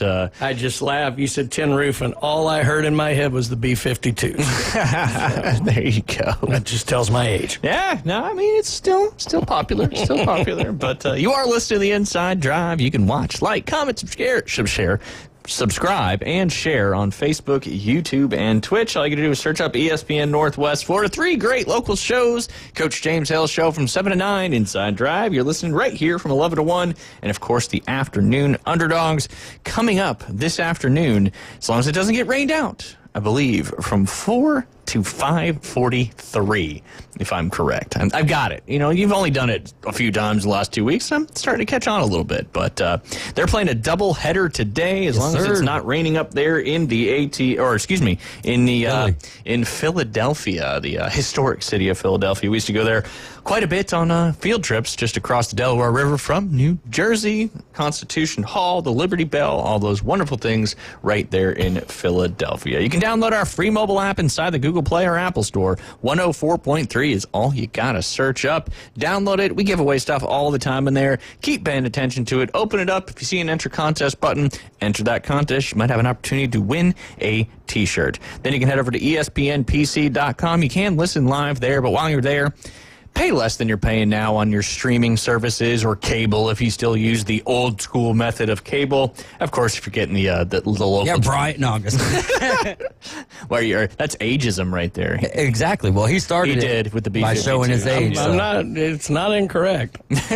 The age or cable? The age. Both. Sign up for Scorpion TV. It's only $45 a month using code ESPNNW. Again, all the local channels, all the regional channels from across the country, sports, pay-per-view, UFC, boxing, whatever it may be, it's on Scorpion TV. 5,000 channels on demand, over 10,000 movies on demand as well.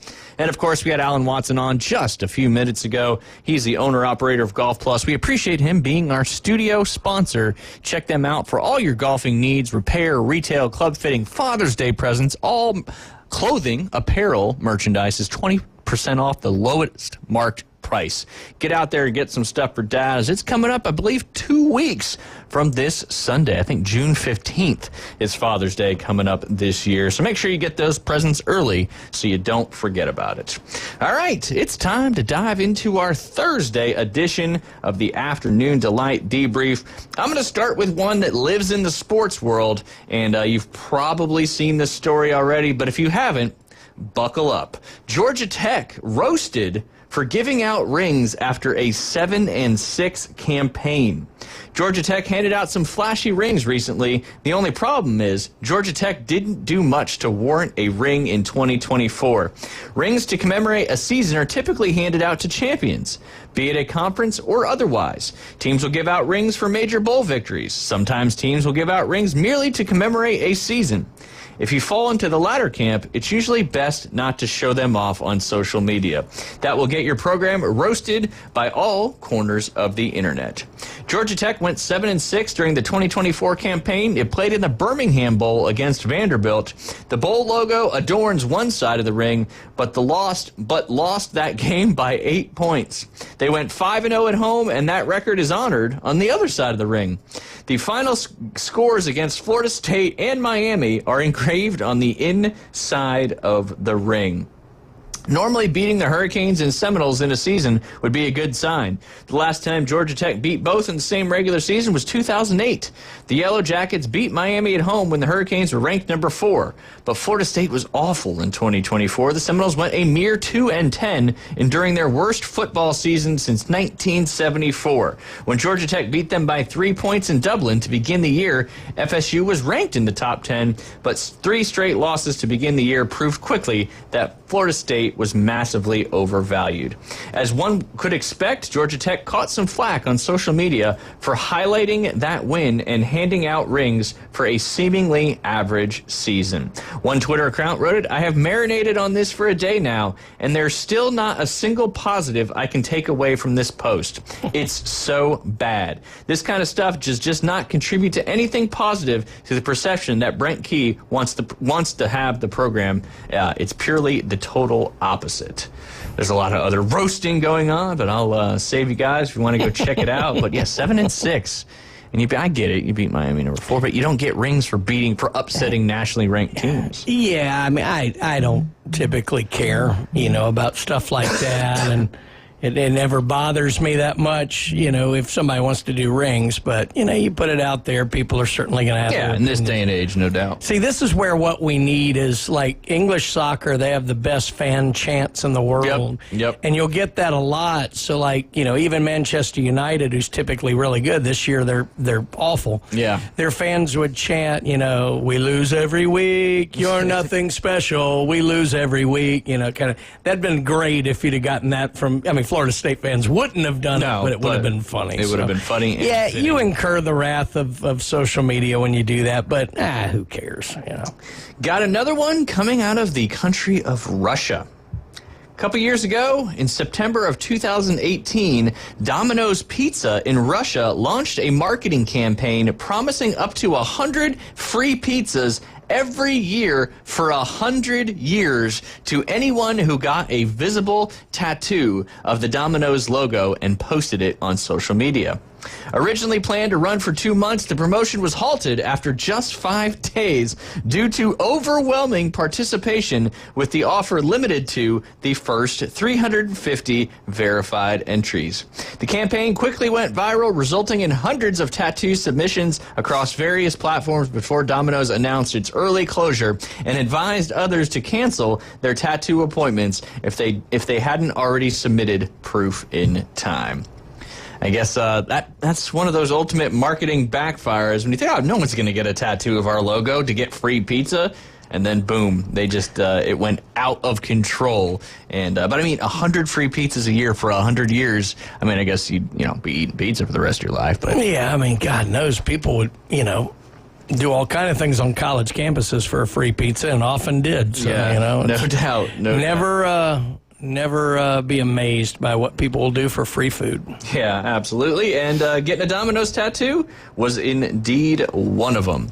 All right, this was actually sent to me, I believe, by Rick Ty, if I'm not mistaken. And it's a fantastic, well, depending on how you look at it, it's a great afternoon delight debrief. The title of this particular article is "Severed Animal Ears and Other Parts Discovered in Freezer at Historic Ice Cream Store." Just what everybody wants to think about today. Which state do you think this came out of? And it's not Florida. Severed animal parts. A state near and dear to your heart. Well, it's either Alabama or Mississippi. It's the latter of those two. Jackson, Mississippi. Oh, well, of course. The owner of a historic ice cream store. It would be news if someone didn't use severed animal parts in Jackson. Oh, there you go. But the owner of a historic ice cream store in Jackson, Mississippi, says he was bewildered after finding gruesome animal body parts in a freezer at his business. The Jackson County Animal Shelter and Animal Control are investigating the bizarre animal parts found in the back garage of the Parlor Ice Cream Shop on Sunday.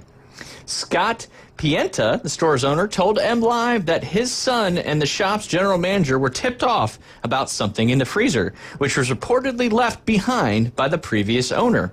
When they opened the freezer, they found about 5 dead adult dogs, 6 dead puppies, and bags with severed animal ears. Pienta said he had taken over the business in March and had since told the previous owner to remove the freezer along with the other items in the garage, but the owner did not comply. My frustration has been growing, and now it's reached its limit, he said. Officers from the Jackson County Animal Control collected the animal body parts after Pienta instructed his general manager to call the authorities.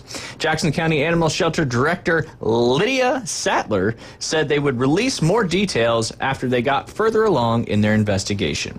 Quote, I don't know what she was using it for, whether it was for taxidermy purposes, I don't know, Pienta continued. The frustration is for her not to get these things and leave these animals at my place of business knowing they were in there. He went on to say that he planned to renovate the shop and bring it to its former glory. Pienta also said that the community has been showing up to let him know he has their support. All the people have been coming in this morning. Everyone has been coming in with their support, he told WILX-TV. MLive said the previous owner did not respond to a request for comment. Shocking on that one. Scenes from the ice cream parlor can be viewed on the news report on WILX on YouTube. The parlor was first established nearly 100 years ago as a favorite place to visit in Jackson, according to local accounts. Thank you, Rick Ty, for sending me that one. When I never read an Afternoon Delight debrief article other than the headline, so I'm reading it on the air as the first time. And when I first read the article, I was assuming that there was going to be these parts in the ice cream that was being served, and that was indeed, thankfully, not the case. Well, that we know of. Yeah, I could have snuck a few in there, but, Jackson, Mississippi. That'd be a really bad tasting blizzard. Yeah.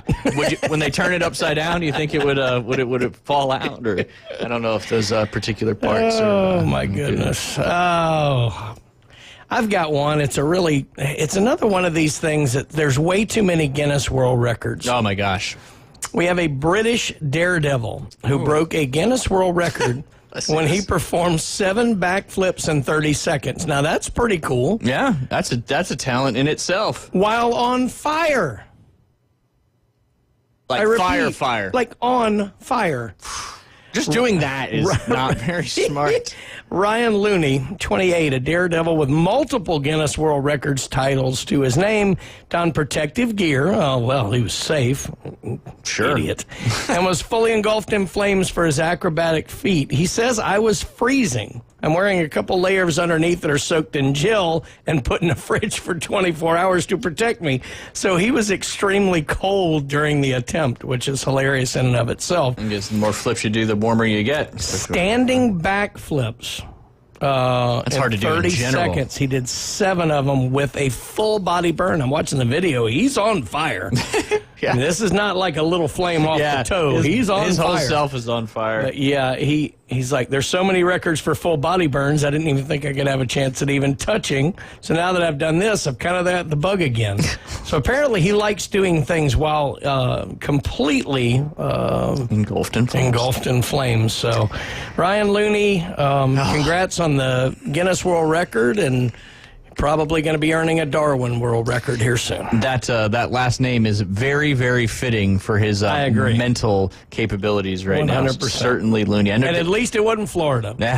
We're dodging the Floridas today. Well, so we far, can't so do good. backflips down here. Yeah, it's true. Too much fried food. There you go. Fried seafood, all that stuff. David Blaine, I believe, has a new special. I don't know if it was on Netflix or Hulu or whatever it was on. And he was doing some things with that gel as well. And eventually that gel wears off, though. So and he got burned a couple times. So, kudos to him, I guess, to giving a challenging Guinness World Record, because a lot of the Guinness World Records we talk about just don't seem that hard, but this one certainly, I wonder what the record for just non-fire backflips are. And that would be interesting to find out. Oh, yeah.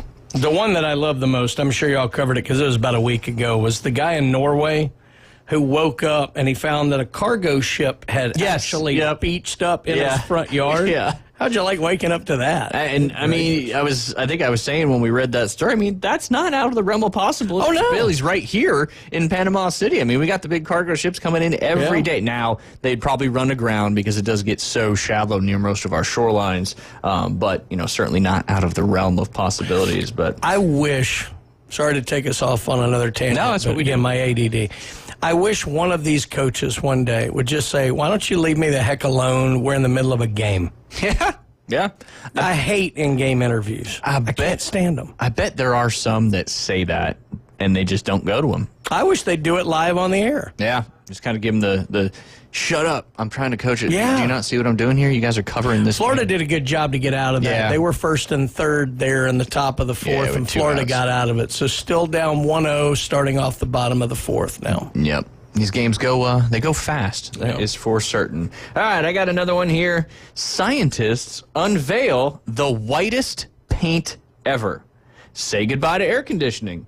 Imagine a paint so reflective it bounces back 98.1% of sunlight and cools surfaces below room temperature without using a single watt of electricity.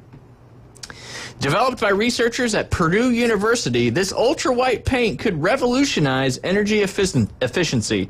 Just one coat on rooftops or buildings can significantly reduce indoor temperatures, cutting down or even eliminating the need for traditional air conditioning.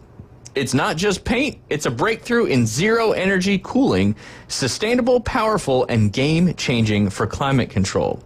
The future of passive cooling is bright and brilliantly white. Brilliantly bright. Well, no white. It was white. So apparently they've developed the whitest paint ever, and it's extremely reflective. I just don't... Didn't know there was a need? Colors are colors. I mean, I get that there's different shades of blues and reds and greens. From someone who is, building a house with my wife and having to pick out different white colors, there is a lot of shades of white. I can promise you that. I thought the same. I was like, white's white, right? What are we worried about? Chantilly lace is a color that we ended up going with. This is a certain white. It's pretty bright white, too, as well. But, I could see this being used for, like, apartment complexes and stuff like that where you're painting the entire building white. And, if it actually does really help with that cooling stuff, then I agree with that. Why not? Why not? Brian, you got another one? I don't. I mean, like I said, a lot of them were old. I'm trying to say, this one's new, at least. Soybean powder spill covers New York highway in protein. Everybody's out there trying to put it into protein shakes. We're going down the rabbit hole on this one together, folks. I got no idea. Police in New York warned drivers to avoid a stretch of highway after a tractor trailer covered the roadway in soybean powder. The West Seneca Police Department said on social media that its officers responded Tuesday to scene of the biggest protein spill bust in WSPD history. Well, I hope so. I didn't know this was a regular occurrence up there.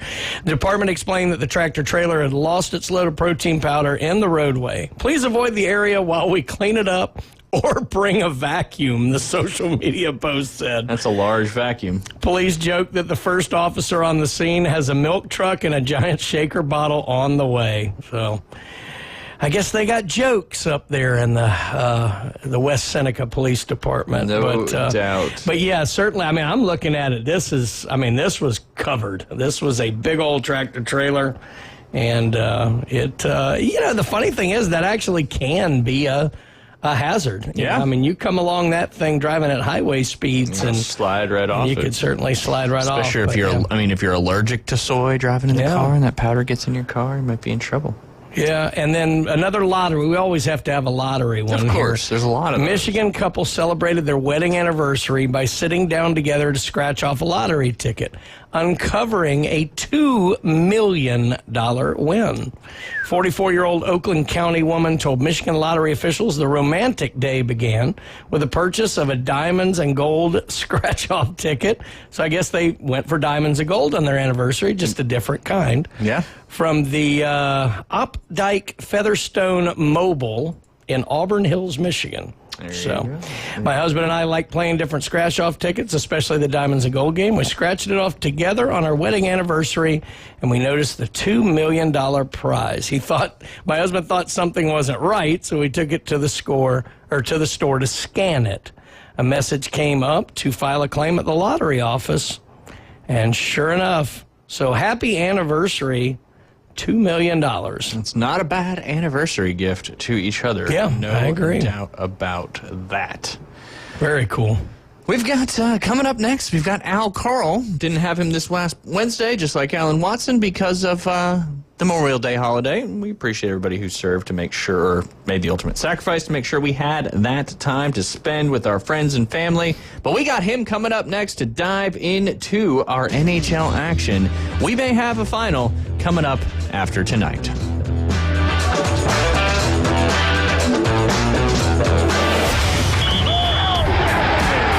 Keep the game going with ESPN Northwest Florida.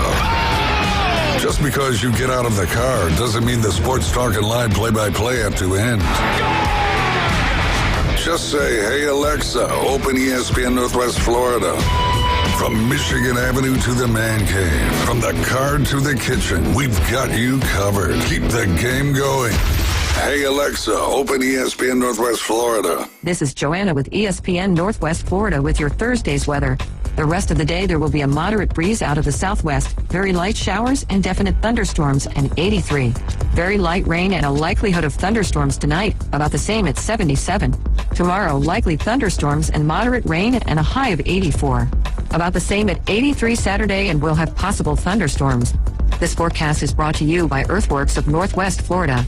Thank you for listening to ESPN Northwest Florida. Rely on it. Beach Pizza, formerly Marcy's Pizza, is back with more hours and more pizza. Beach Pizza has new owners and now open every day 11 to 11. Pizza by the slice, whole pies, wings, pretzels, garlic knots, and more choice eats in East PCB. I finally tried a slice and it was a thin crust, totes cheesy slice of paradise. 8815 B Thomas Drive, online at beachpizzapcb.com. Call ahead 850-775-4053. Hi folks, it's Tracy from Tracy's Fine Jewelry. Did you know that we have a master jeweler right here in the store? That's right, she has over 20 years experience in the art of repairing jewelry. Most repairs are done within a week, so don't send your jewelry off for 6 weeks. Bring it to us at Tracy's Fine Jewelry. We size rings and solder chains. We can reset your diamond into a new setting and even custom design. You'll get your jewelry back quickly and looking as good as new. Tracy's Fine Jewelry, Bay County's trusted jeweler for over 50 years. Now back to the Inside Drive, live and local from the Gulf Plus studios. Join the best of Bay winning Inside Drive with all your lines, props, and covers. Winning on ESPN Northwest Florida. And welcome back. You're listening to the Inside Drive live here on ESPN Northwest Florida. We're getting Al Carl on the line as we speak. Texas still remains up 1-0. Florida just can't get anything going yet with the bats. Yeah. Still several innings left. You know, we're had a only base runner and flight out to the track to end the inning, but yeah. Need to put one on the board for us to feel better. Yeah, absolutely. Top of the fifth, I believe, is what we're going into. Heading in the fifth. There you go. Correct. But we've got him on the line. That's my good friend. Growing up on Sioux Court, he is the lead ice technician for the Washington Capitals. We've been talking playoff hockey. I appreciate him jumping on every week. I believe he's going to be continuing to stay on with whoever's filling in for me the next 3 Mondays. Al, how are you, my friend?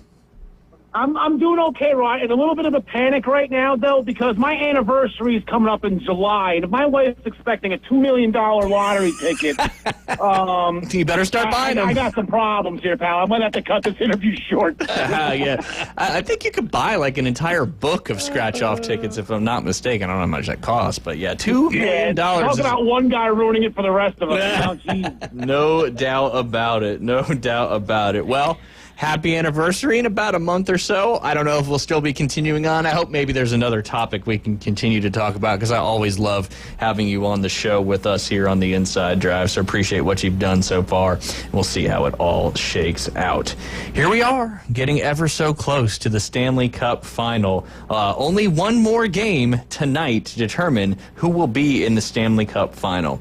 Do the Oilers get it done tonight? The last 3 games after dropping that first game, when our good friend Stuart Skinner didn't really look that great, but the last 3 games, the Oilers have ripped off 3 wins in a row, and they've outscored Dallas 13-2. Yeah, well, you know what they say in playoff hockey, Ryan, that the fourth game always seems to be the hardest to win. You know, in hockey, you know, desperation counts. You're playing against a desperate team, and everything just gets a million times harder. But it seems like, you know, the Florida Panthers didn't have a problem with it. The Hurricanes didn't have a problem with it with the Capitals. You know, like it really all depends on Stuart Skinner. I know, you know, a lot of the questions that you sent me have to do with him. Yeah, exactly. You're a good friend now. Old Stewie. You know, it all depends on what Stuart Skinner shows up. Now, the Dallas Stars, as I said, they're playing for their lives now. They're playing at home.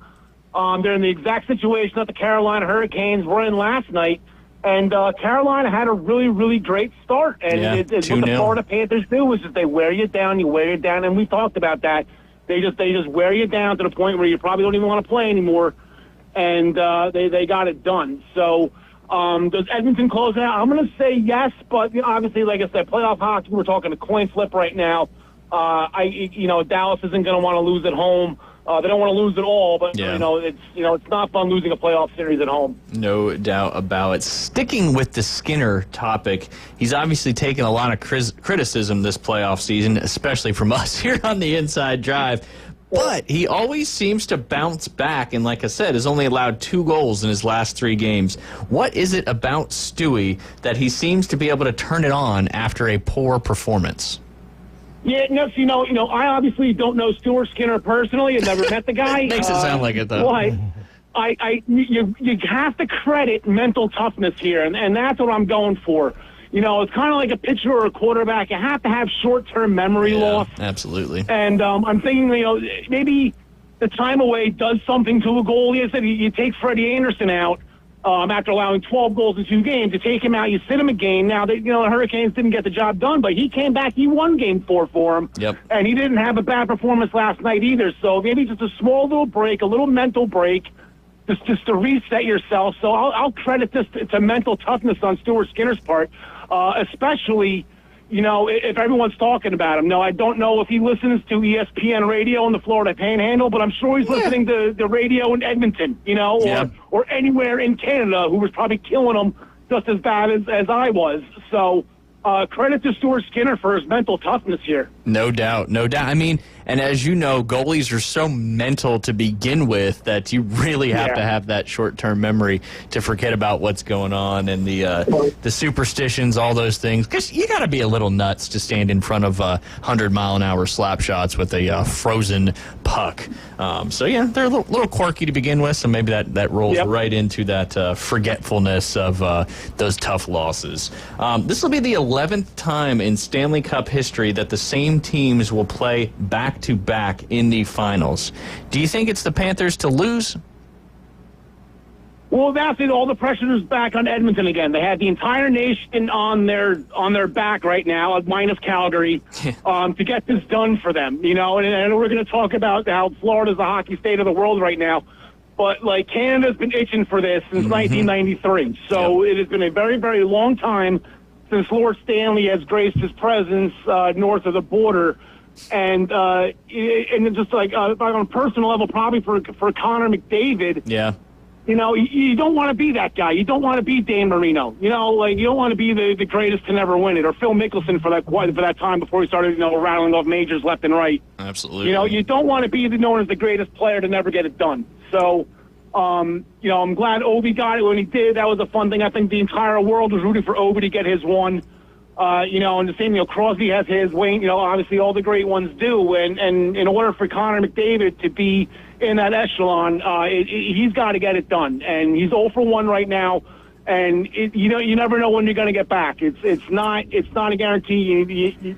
Hockey's like football. You just going back to Dan Marino again. He made it his first year or second year. Then everyone went back to the Super Bowl. So. It's a lot of pressure on the Oilers, a lot of pressure on Connor McDavid right now. No doubt. And last year, I believe, when it went to the final game, final goal, like a 1-0 overtime victory in that Game 7, if I remember correctly. So they were on the cusp of breaking that Canadian curse and McDavid getting his first one. We'll see how it shakes out. Obviously it doesn't happen a ton of times in Stanley Cup history, as it's been going on for a long, long time. But, recent occurrences. I think this is Florida's third straight Stanley Cup, and they are joining a list of 15 occurrences in NHL history where a team has played in 3 consecutive finals. And, of course, like you said, most recently before them, it was David Hayes' Tampa Bay Lightning going back to back to back. Is Florida the new hub of hockey greatness? Yeah, sure, why not? Don't know if I'd ever say that in my life. Absolutely, why not? And you know what the funny thing is? When you think about it, it kind of just brings me to the Chicago Cubs.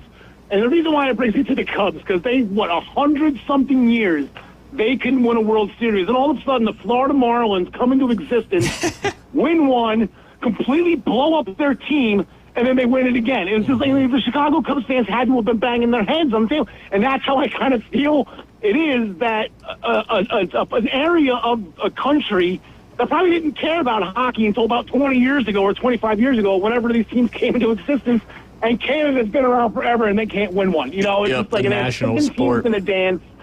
Yeah, and it's their nationals, exactly. The Olympics are everything to them. The World Championships are everything. Like, all the national pride that they have, and they have 7 dogs in the fight, and they can't get one in over 40 or about 30, 40 years or whatever it's been, 1993. Yeah, shoot. Yeah, but that's coming up. You guys have earned it, though. That's it. The great state of Florida, the Sunshine State, the hockey capital of the world. Congratulations, boys. Wild. And that's professional sports. That, like you just said, was a great analogy with the Cubs and the Marlins. You just show up and then you do it, and it's certainly wild things. Given that the Oilers advance, whether it's tonight or in the next game, who do you got in that final series, and what do you think the keys are? And then obviously we'll ask for a prediction in the series as well, because obviously that series will get started most likely before we talk. It will get started because I'm gone for several weeks. So would love to know what your thoughts are on that similar or the same Stanley Cup final. Yeah. Well, the rumor going around town is June 7th will be Game 1, regardless when the series comes to a head, when they crown a Western Conference champion. But no, I'm going to go with Edmonton. And Connor McDavid's one reason. He's by far the best player on the planet. Like, even if you watch the Four Nations play that little exhibition that they put on, was awesome. He stood out. Like, he just stands out. Like, when he has the puck, it's him. The number 97, that sticks out, but you don't even need the 97. It's Connor McDavid. He is that special of a hockey player, and I want him to get one. He seems like a very, very good guy, and he works hard. But the ultimate, the factor for me is, and I've said it on shows before, they had locker room footage of what happened after Game 7 last year. They had footage in the Oilers locker room, and just the heartbreak, the look, the anger, just all of these negative emotions that they were being displayed, and it was heart-wrenching to watch. And I can't even imagine actually feeling that, getting so close to your goal and then having it ripped away from you. Yep.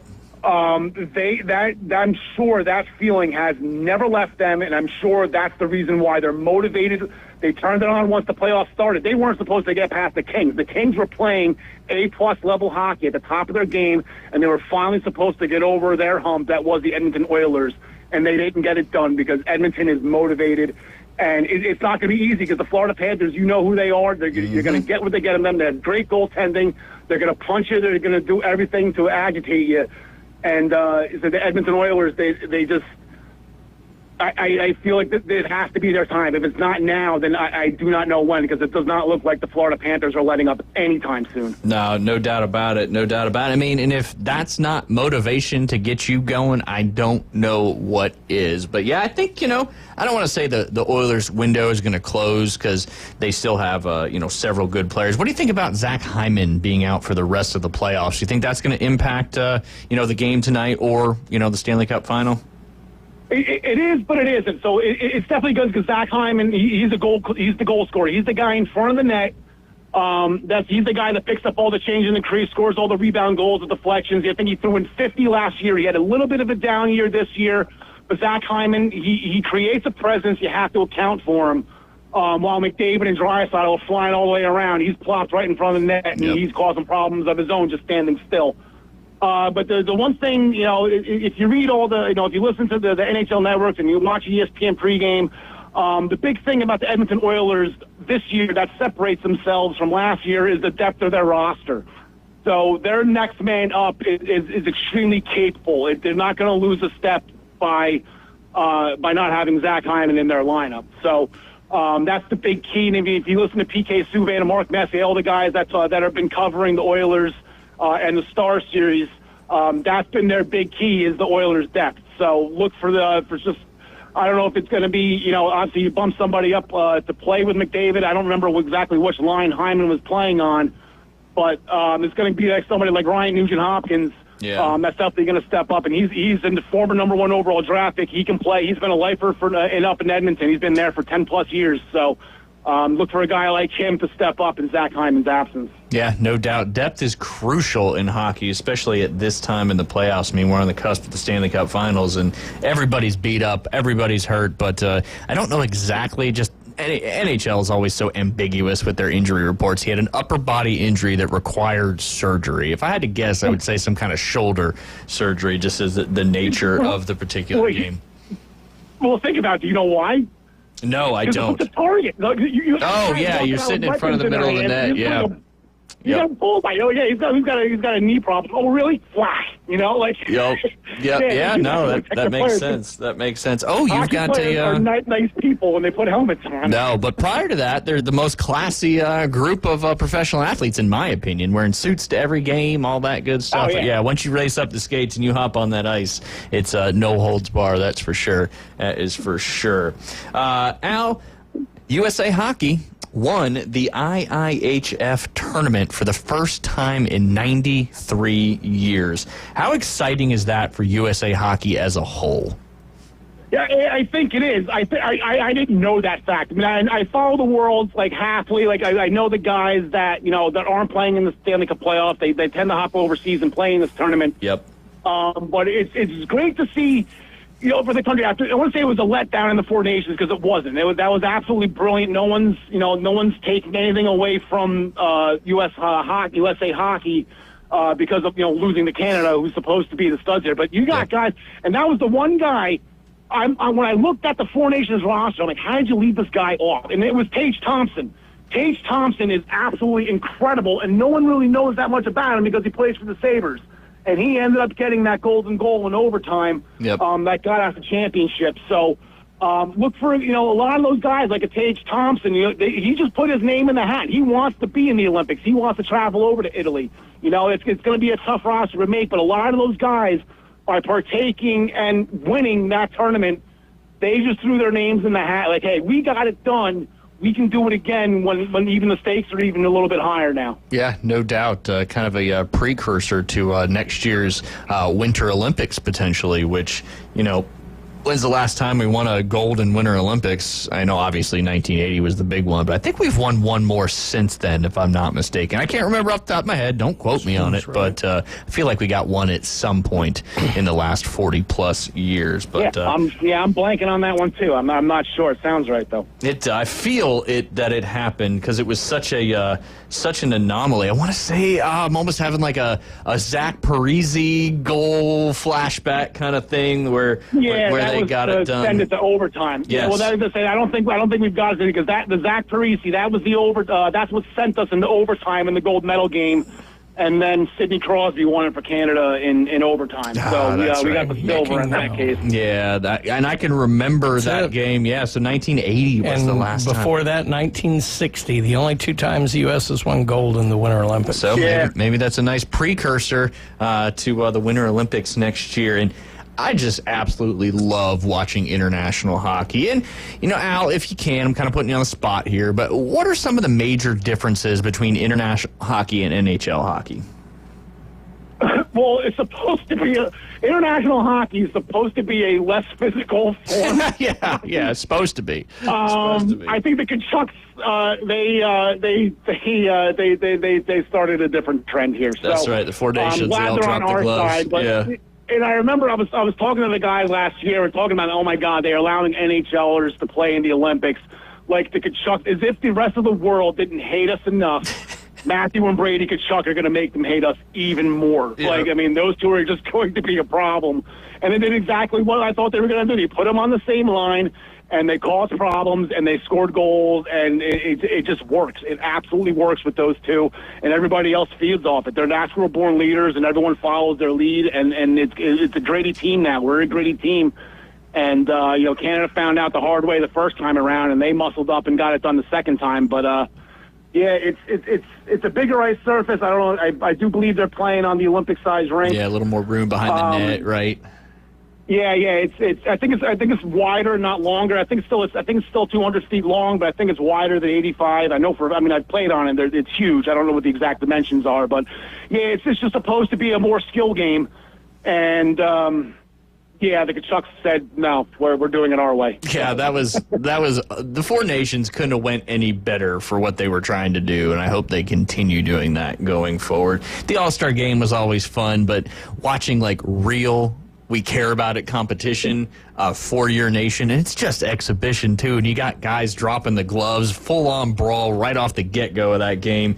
I don't know if it gets any better than that in the hockey world, but Al, I appreciate you jumping on with us again. Like I said, I'll try to, as the best I can, and maybe David can help me out with this as well, because I got your phone number in my Google sheet. Whoever's filling in for me on Mondays, love to keep you going at least till the Stanley Cup playoffs end. Yeah, that sounds great, Ryan. And good luck in your adventure. I'm sure we'll be in touch with you. I'm sure I'll see updates on social media and whatnot. And just best of luck to you, pal. I'm always thinking about you. Yeah, I appreciate that, my friend. It goes a long, long way. Al Carl, lead ice technician, the Washington Capitals, joining us again. We appreciate his time. Final segment of today's show coming up next.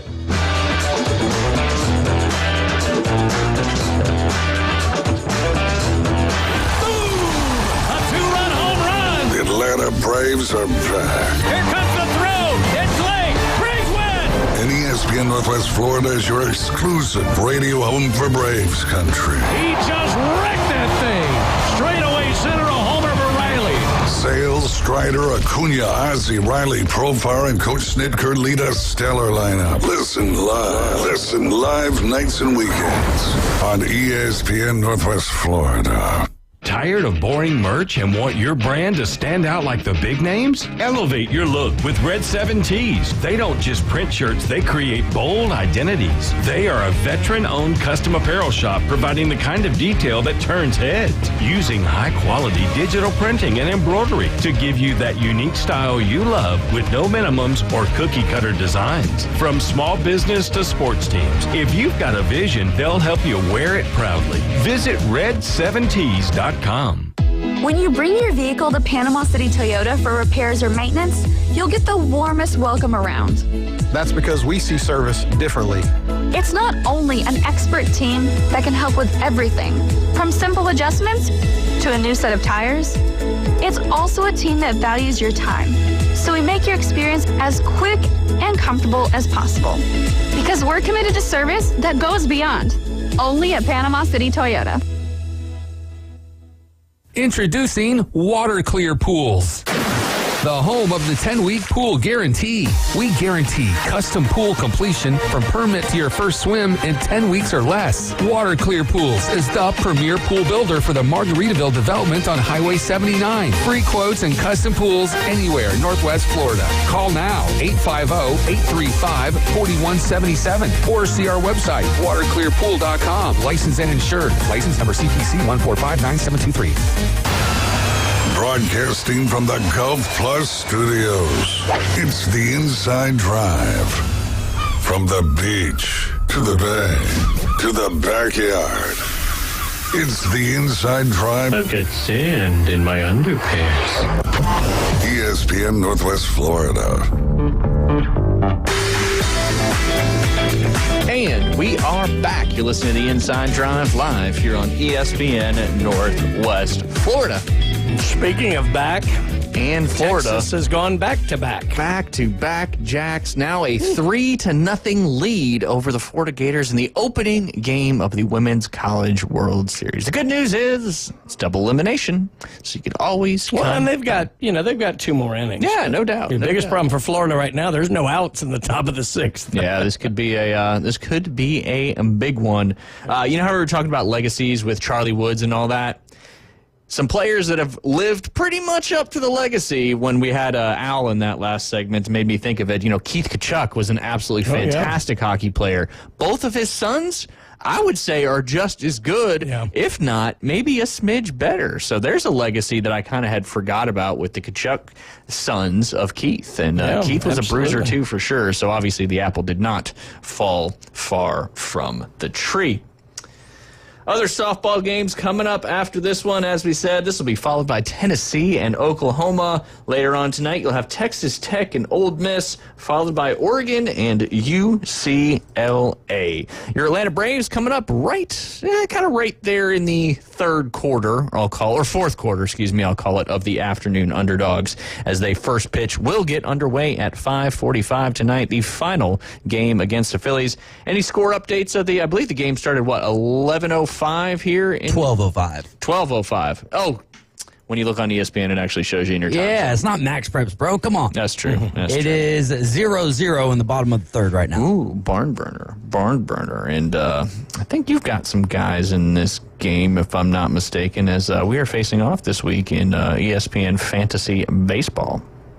Ooh. I have not been looking over the last week, or this week right here, so. Yeah, I go in spurts. Like, I'll forget for 3 or 4 days, and I'm like, all right, let me set to make sure I got starting pitchers in for the next several days. Oh, you're beating me pretty heavily right now. 47.9. Well, you didn't really have anybody playing yesterday, and I don't really have anybody playing today, so. I got 4 guys going today. Yeah, so maybe it'll even out there just a little bit. But I'm having a lot of fun playing fantasy baseball, despite Dave Neat absolutely waxing everybody last year. It was fun to kind of pay attention and be a part of that. But yes, the Atlanta Braves against the Philadelphia Phillies going on right now. That's the makeup game from yesterday. Doubleheader follows up tonight at 5:45 after the underdogs a run from 4 to 5:43 p.m. A quick 2-minute commercial break, and then boom, right into the coverage of the Braves at the Phillies. We appreciate Bill Berg Kia, PCB Hobby, Panama City Toyota, Hewitt Tire and Auto, and Hometown Towing, as well as Best Way Portable Buildings, Reliable Hydraulic Solutions, Mid-South Lumber, and Brock Pest Control for bringing you the Atlanta Braves, both over the airways and on our free mobile app.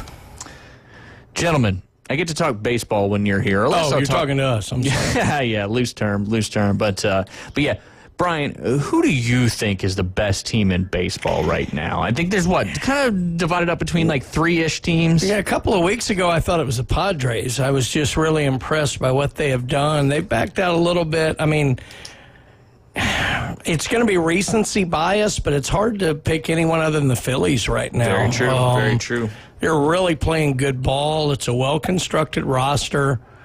You still got to like the Dodgers just because of the firepower that they have.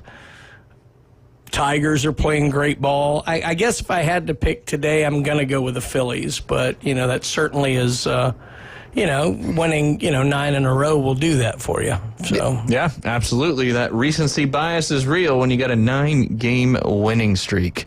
Texas gets another runner on board with no outs, and looks like they brought in a new pitcher too. They did. Brown is now throwing for Florida. Yeah, and gave up a single there on her. Texas's pitcher Tegan Caven actually went to the same high school as Caitlin Clark and lived like 2 streets over from her in Iowa. So. Fun fact there. Fun fact in. And she's throwing a 1-hitter right now. So not too shabby. Good start to the College World Series so far for the Texas Longhorns. But the thing about college softball, just like college baseball, these 4, 5, 6 run innings can happen really at any time, especially as you get a little bit later on in the game. Speaking of games, they got a big one coming out. They dropped their official trailer today, and it looks pretty good. We'll see if it lives up to the hype as last year, and that is EA College Football 26. They've added a few different things in there, but David, do you think this will have as much success as 25, or do you think the time that it went between when the old game were out and the new game will kind of, now that we're back-to-back years, you think that matters as much, or you think now people are so excited about it that they're going to jump into this game as well? I think that the excitement around it will wane some, but the true fans who actually played the game a lot back in the day are obviously going to stick with it, and then those who came to the game flocked to it because they weren't alive when it came on or when it came out or when it was out originally. Yeah. They'll make that decision. I would say that the numbers would drop off a little bit, slightly. You would think so. It's a great game. So. Yeah, no doubt. A lot of fun. It's kind of cool. I was thinking about it. Obviously, 14 was the last year. That was the year Liam was born. And I can remember playing college football, in college with people in the same room, which nowadays everybody plays online, it seems like. But it's cool that they brought back a game that now our kids can enjoy kind of the same way we did growing up. So it's cool to see that kind of... Much like Grand Theft Auto, right? Yeah, eventually when it finally comes out.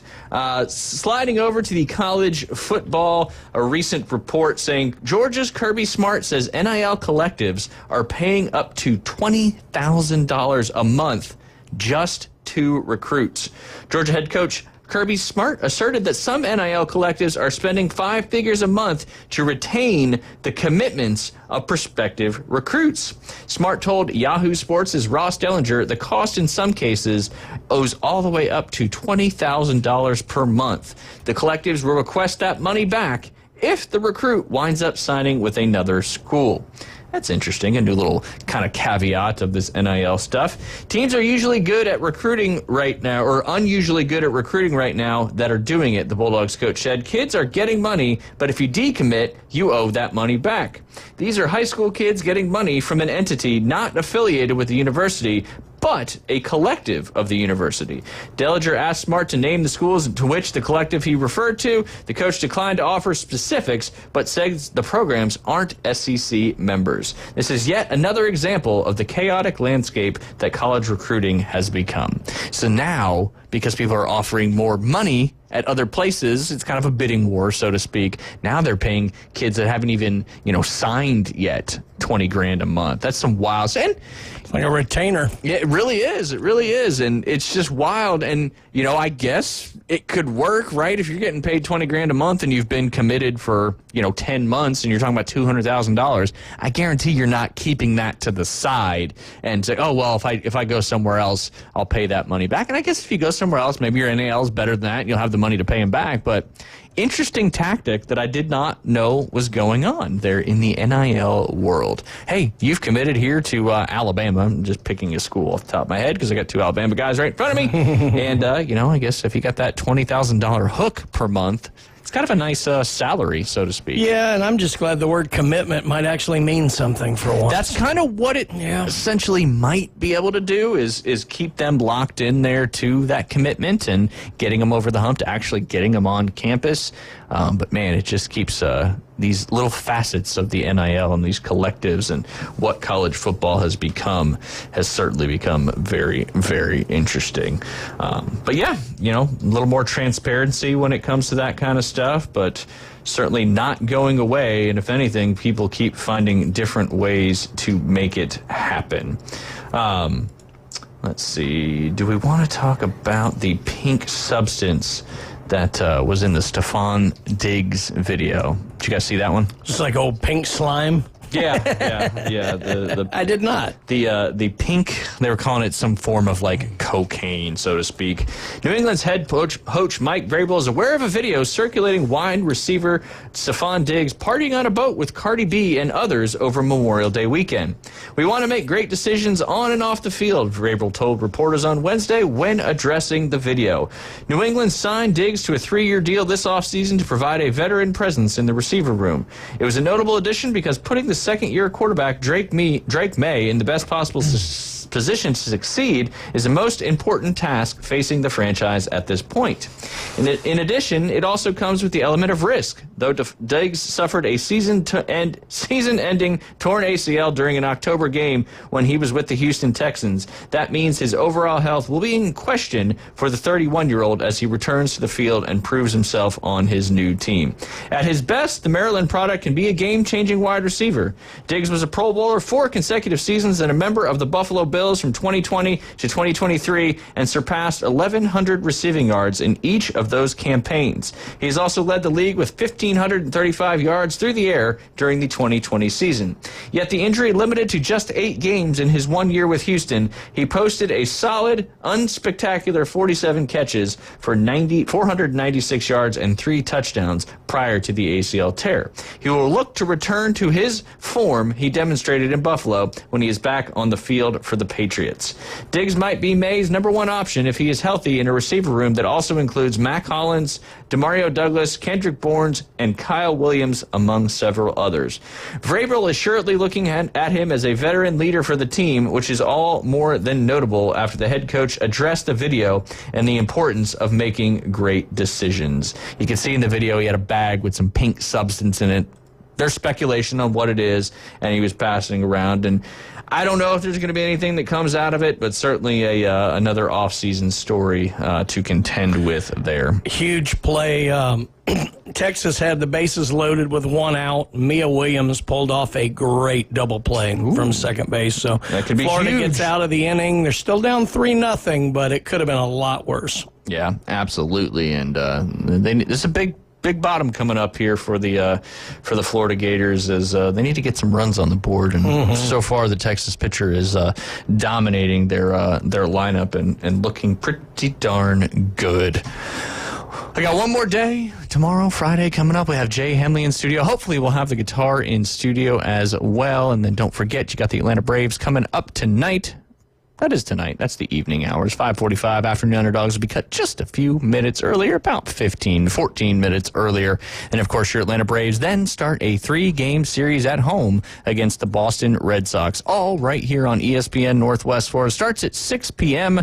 on Friday, followed by the first pitch at 6:15. Saturday, 1:55 coverage starts, first pitch at 3:10. And then Sunday, the old matinee game right here in the Central Time Zone, even though they're playing in the Eastern Time Zone. That is coverage starting at 11:20, first pitch at 12:35.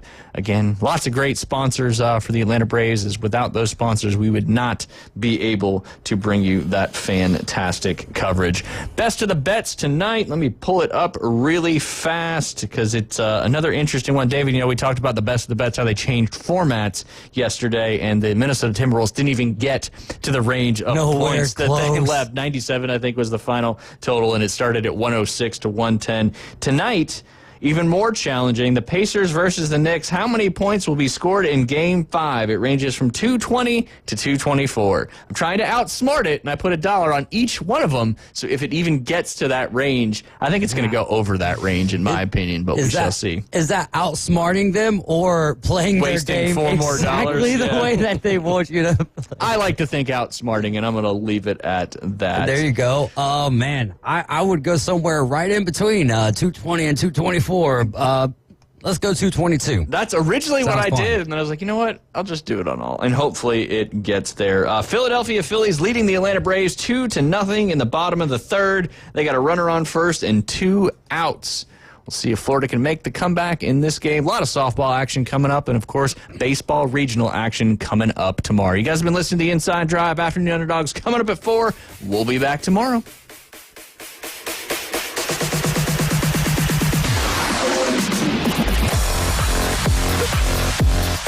104.3 ESPN Northwest Florida has the most college and local sports anywhere on the Panhandle. Join the Coach Hale Show, mornings from 7 to 9, live from the J. Michaels Studio. Best seafood, the Coles beer. High school coverage, the SEC and beyond. It's all right here. Mornings on ESPN Northwest Florida. Of course, it helps when you're a multi-millionaire. This is Joanna with ESPN Northwest Florida with your Thursday's weather. The rest of the day, there will be a moderate breeze out of the southwest, very light showers and definite thunderstorms, and 83. Very light rain and a likelihood of thunderstorms tonight, about the same at 77. Tomorrow, likely thunderstorms and moderate rain and a high of 84. About the same at 83 Saturday, and we'll have possible thunderstorms. This forecast is brought to you by Earthworks of Northwest Florida.